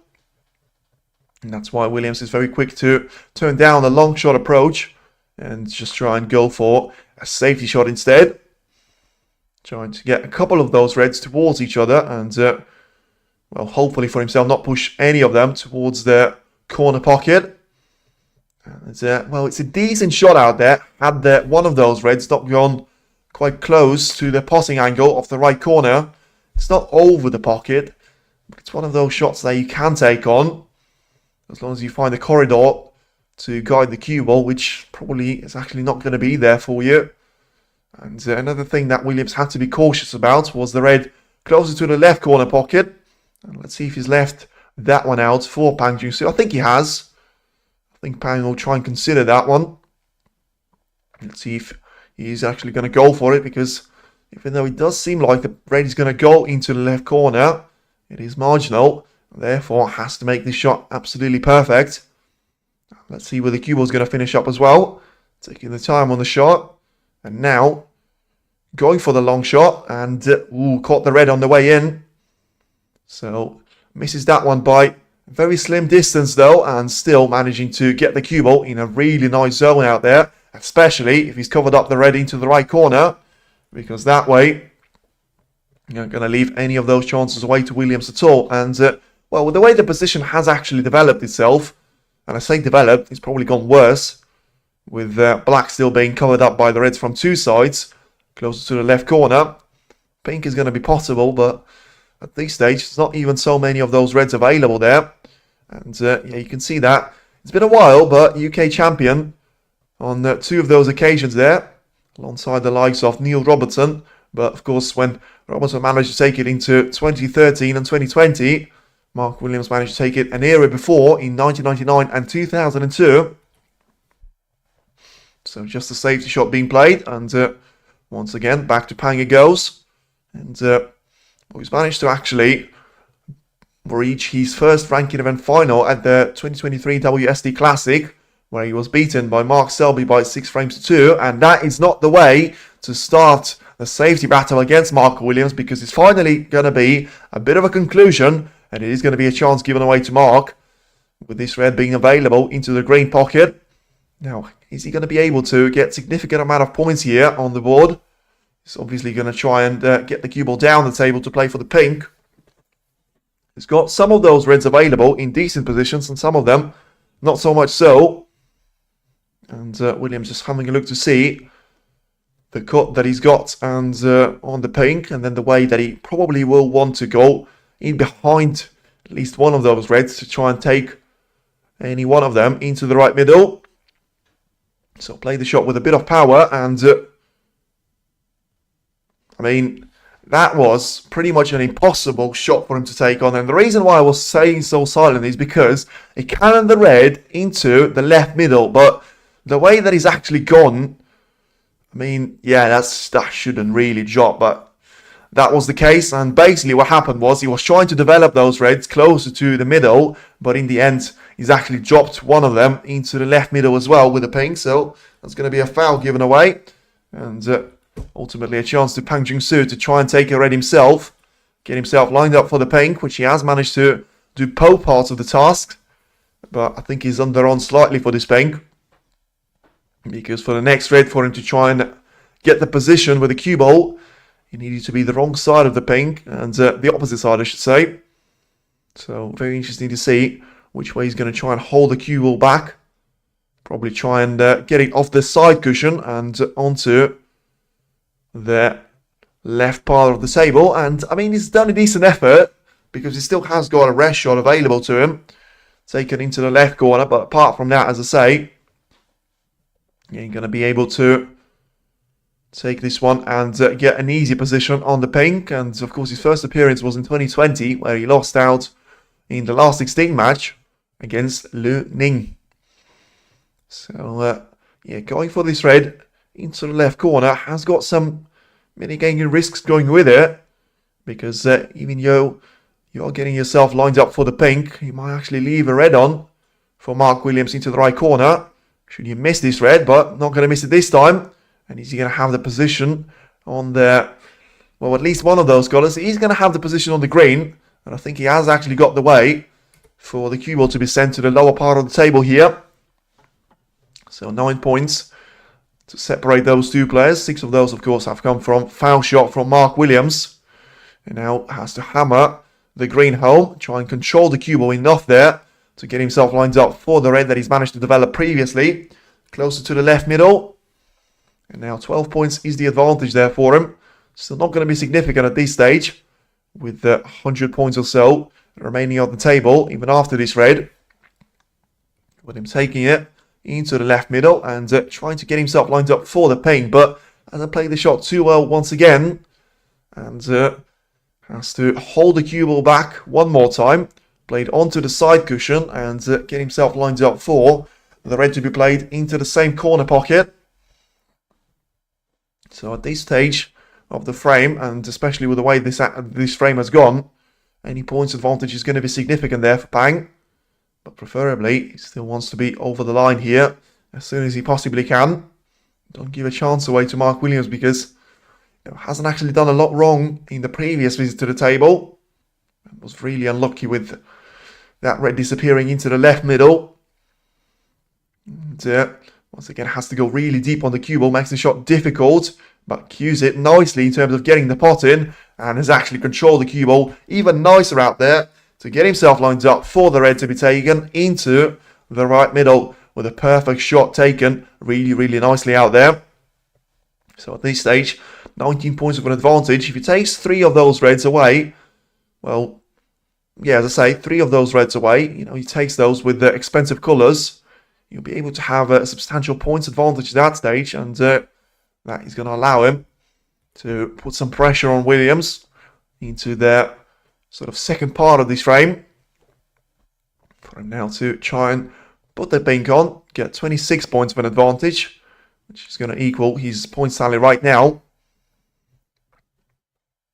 And just try and average break, you can see 21.8 points, so he's already managed to sort of go above that.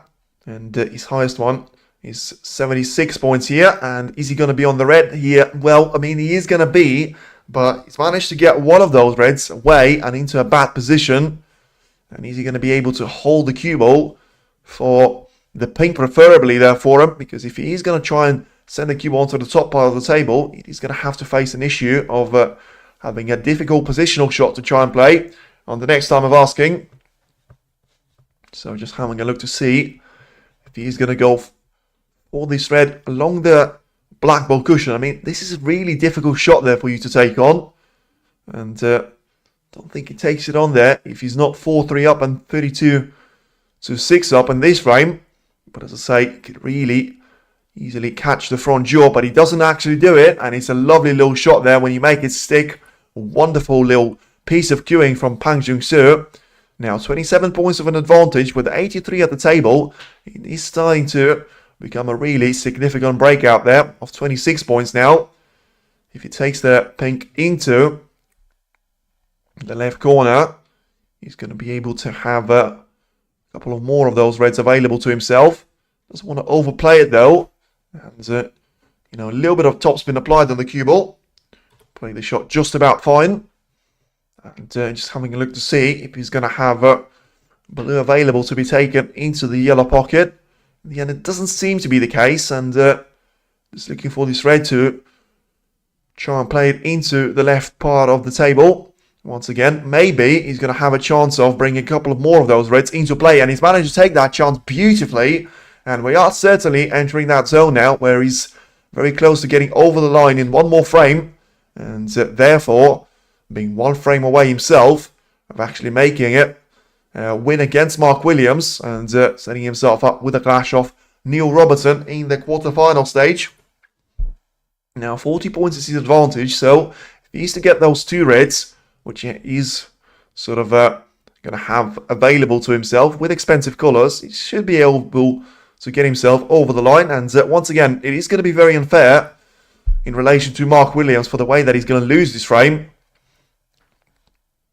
You know, going for the pink into the left corner, and in the end, well, by absolute miracle and a very bizarre shot in the making of the cue ball, especially point of view, dropping the red with it into the middle pocket, from which angle we actually didn't think it was possible. Now it is going to be another pink taken, and to be fair to Pang Jung-soo, he's managed to do one thing really, really well, is to find this break done completely alongside the pink while still using green once and sending that one onto the top part of the table. Once again, cues the red nicely, and he's going to go 48 points clear of Mark Williams with 51 on the table as it stands. So just try and get this pink in for the cushion of sort of 54 points with 53 on the table. It's not going to be possible for you to try and get yourself lined up. Ooh, I mean, that could have been such a massive moment because Pang Jung-soo has gone for this pink, and you can see why. He's doing the little sweat thing that Mark Williams has done. He nearly has done exactly the similar sort of thing there that Mark Williams has done and dropped the cue ball while trying to pop the frame ball. And well, I think he'll try and get this red into the corner pocket, but in the end, he just decides against it and will try and go for a safety shot himself. And yeah, 54 points is his advantage, 51 on the table, so Williams does need one snooker at that stage. And he can try and get himself lined up for the next shot, but that probably isn't going to be in this frame because he's left the red on there for Pang Jung-soo to be taken into the left corner, and that should get him over the line here and set himself up with a 5-3 lead going into frame number 9, which could be the last one of this brilliant encounter. And as he gets the red in, he's going to be able to go for the black here and, well, potentially have a nice little total clearance of 50 odd points. And that's going to be a nice little confidence boost there for him, especially after having so many points without any answer from Mark Williams on the opposite on the previous couple of frames. Now, 62 points is his advantage, 43 on the table, so there's certainly no chance of Williams coming back to the table at this frame. Now, let's see if he's going to be able to come back on the next time of asking, because he needs to. Can't afford to lose any more of those frames, because the next time he does it, he will be out of the UK Championship, and he is going to be indeed 2 players of the class of 92 out of the equation. And, well, great. Yes, if you are Pang Jing-Soo fan, as I say, it is going to be great, but not so much if you are Mark Williams fan. As we are now having a look to see, 71 points of an advantage there in favour of Pang Jing-Soo. And at this stage, it's all about just getting that break off. Potentially 51 points if he gets the total clearance on. Playing those 3 reds with the black and getting a nice little transition there onto the yellow. And playing some lovely little snooker here, to say the least. Now just tries to get himself lined up for the green. And once again using the top spin. And still kept going. Well, as I say, it was 7 frames, weren't it? And he was very quick with Robertson against, who was it? Yize was. And now just a bit of entertainment for Pang Jing-Soo and Mark Williams, but not so much for Mark Williams' point of view, because he's only 1 frame away from actually losing this one. And for it to be a quarter-final, number 1 setup of Pang Jing-Soo against Neil Robertson, it's not going to be a total clearance, but it's still going to be a win for him in this frame, with a break of 33 points in the end. It is now 5-3 of a deficit for Mark Williams once again to try and overturn. It is Pang Jing-Soo 1 frame away from making his first quarter-final appearance here at the UK Championship. Of course, it'll mean an awful lot of world to him for him to be doing that at the Triple Crown event. And yeah, he's going to have to try and compose himself here until we get to the final stage of this match, which, well, is going to be about to begin very shortly. And, well, from Williams' point of view, as I say, his last shot was complete and utter fluke from the negative point of view, because there's nothing wrong he could have done with that, and there was nothing that he could have done differently about it. He was trying to get a couple of reds for him to be available to be played into the left middle, and in the end, you know, under miraculous circumstances, he's managed to fluke a red alongside the pink, which of course was a foul shot, and from there, we have seen a break off around 50 points or so from Pang Jing-Soo, which ultimately at that time got him over the line and left Williams needing a snooker, which he wasn't able to produce on frame number 8 here. So as I say, technically the last possible frame for us to be seen, and if Pang Jing-Soo is to win it, of course. But unless, you know, Mark Williams still decides to try and give it a game.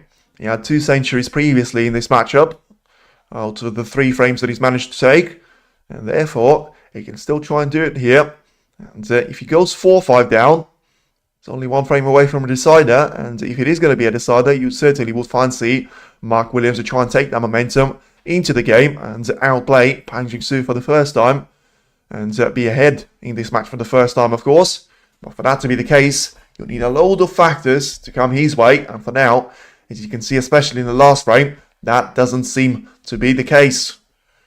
With Mark Williams coming back to the table, and let's get the 9th frame started. It will be Pang Jing-Soo to do it, with the break-off shot being the first one.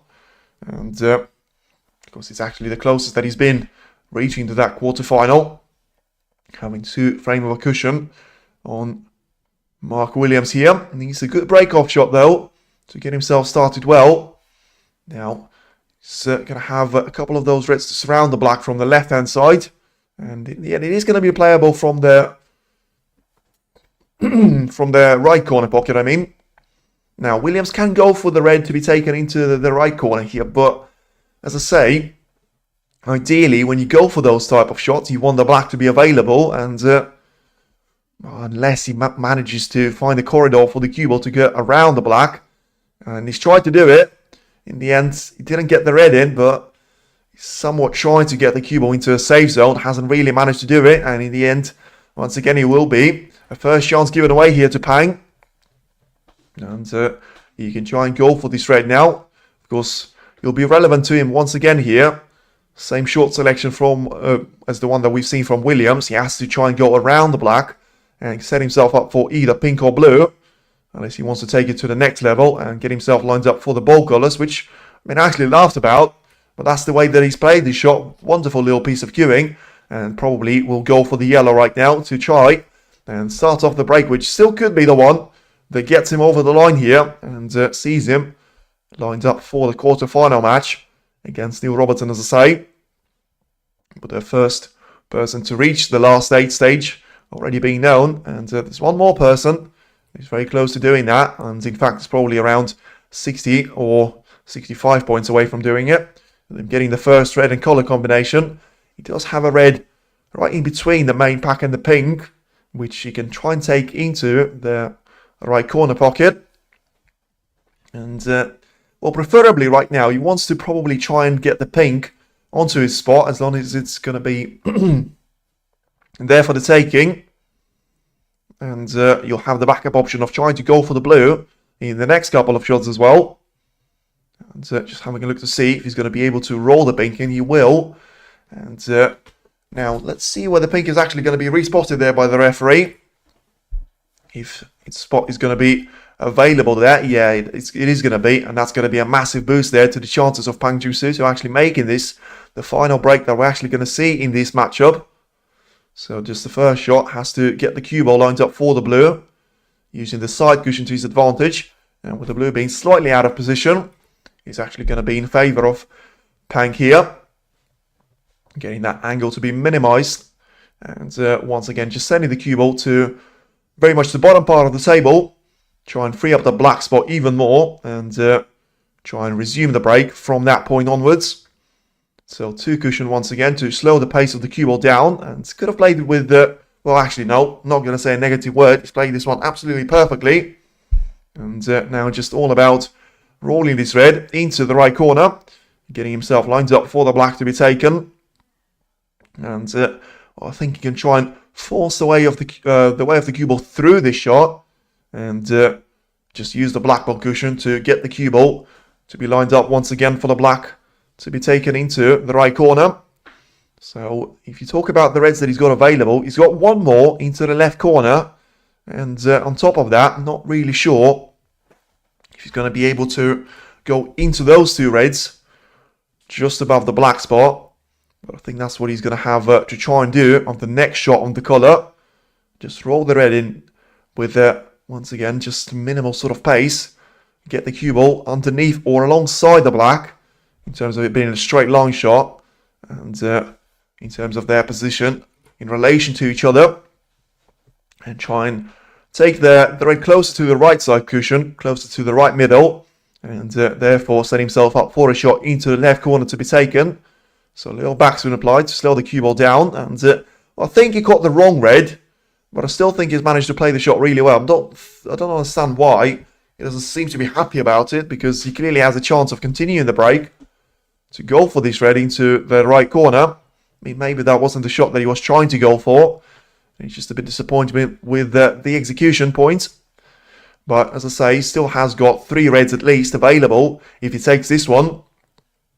And at that stage, he will be sort of a 50 points of an advantage if he manages to take those 3 with expensive colours there. Now the first one to try and roll in, and plays the shot really nicely. Now where's the cue ball going to finish? He's actually managed to get himself one more red into available play, and gets himself set up for the green to be taken into its own pocket. And well, Mark Williams, as I say, hasn't really done a lot wrong in the previous frame, but he has gone for bit of a reckless shot at the start of this one, going for the long shot into the right corner, and it does seem to be the shot which is going to be his last one in this year's UK Championship. Of course, not quite over the line there for Pang, but with him having 4 reds right now in open play, that should certainly get him over that finish line, and lined up for a quarter-final clash with the Australian world number 3 out there. Just having a look to see the way he's landed on this black. Not perfect, because I don't think he was trying to set himself up for actually going into the bunch. And therefore, he would have liked to have a bit less of an angle on this black, a bit straighter on it. And, well, maybe he's just going to try and get the cue ball to be lined up and go into the main pack of reds, try and have a couple of more of those developed.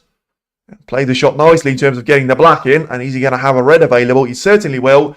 And very interesting match coming up. C versus Chop. Well, I think it will be, but ultimately, I just think that I'm a bit scared of, you know, you have really attacking two players, so of C Joey and Chomp. You know, C has actually played really nicely against Ryan Day. And then you had Chomp managing to overcome that challenge of Stephen Maguire. I just think it is a bit of a chance for me that they'll be trying to cancel each other out, slow the game down, and therefore it's going to turn into a bit of a less exciting of a matchup. But we'll have to wait and see on that one. Not long to wait. Just over 2 hours.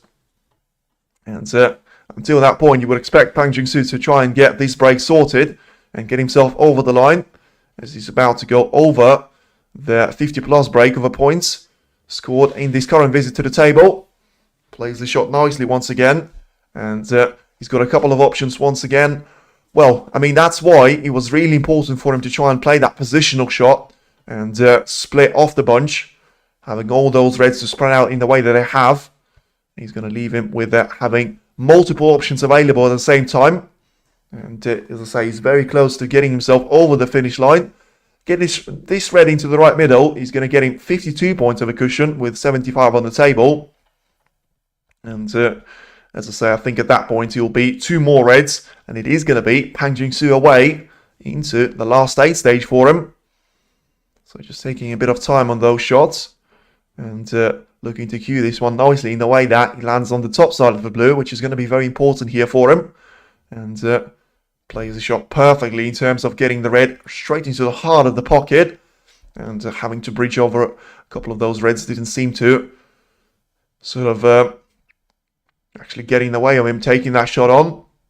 Now 57 points is the difference, so getting ever closer.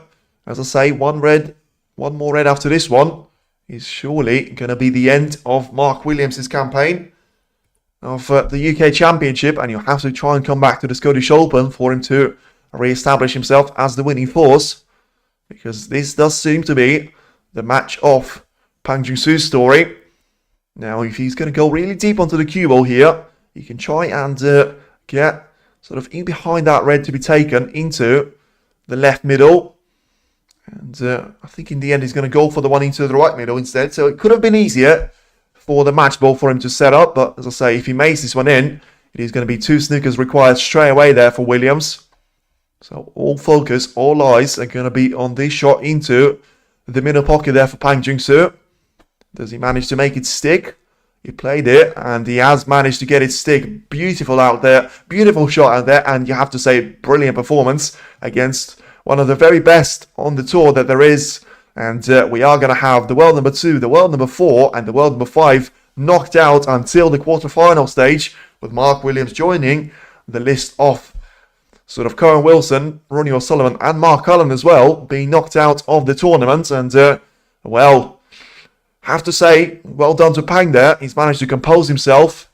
And now just 73 points on this break. And not over just yet. It's wonderful red taken nicely into the yellow pocket. And yeah, could see another century break coming up now. We have seen 2 of those from Mark Williams. And let's see if we're going to see one last one. And one last sort of dance there from Pang Jingsu in this last 16 match. He already has managed to go above his highest break in the entire match here, with the previous one being 76 points. This time around it is going to be 82 and counting. And well, talk about Chomp against C being an interesting matchup. Against Robertson against Pang is going to be one of an interesting matchup for sure. And well, this one is going to end perfectly if we are going to see another century here on the board, with Pang just playing a nice little cannon onto that red, getting it lined up for the right middle to be taken. And just wants to slow the cue ball down as much. I mean, he was trying to obviously aim that red into the left part of the middle pocket. on purpose to ensure that he was trying to get himself with just as much of an angle as possible on the blue.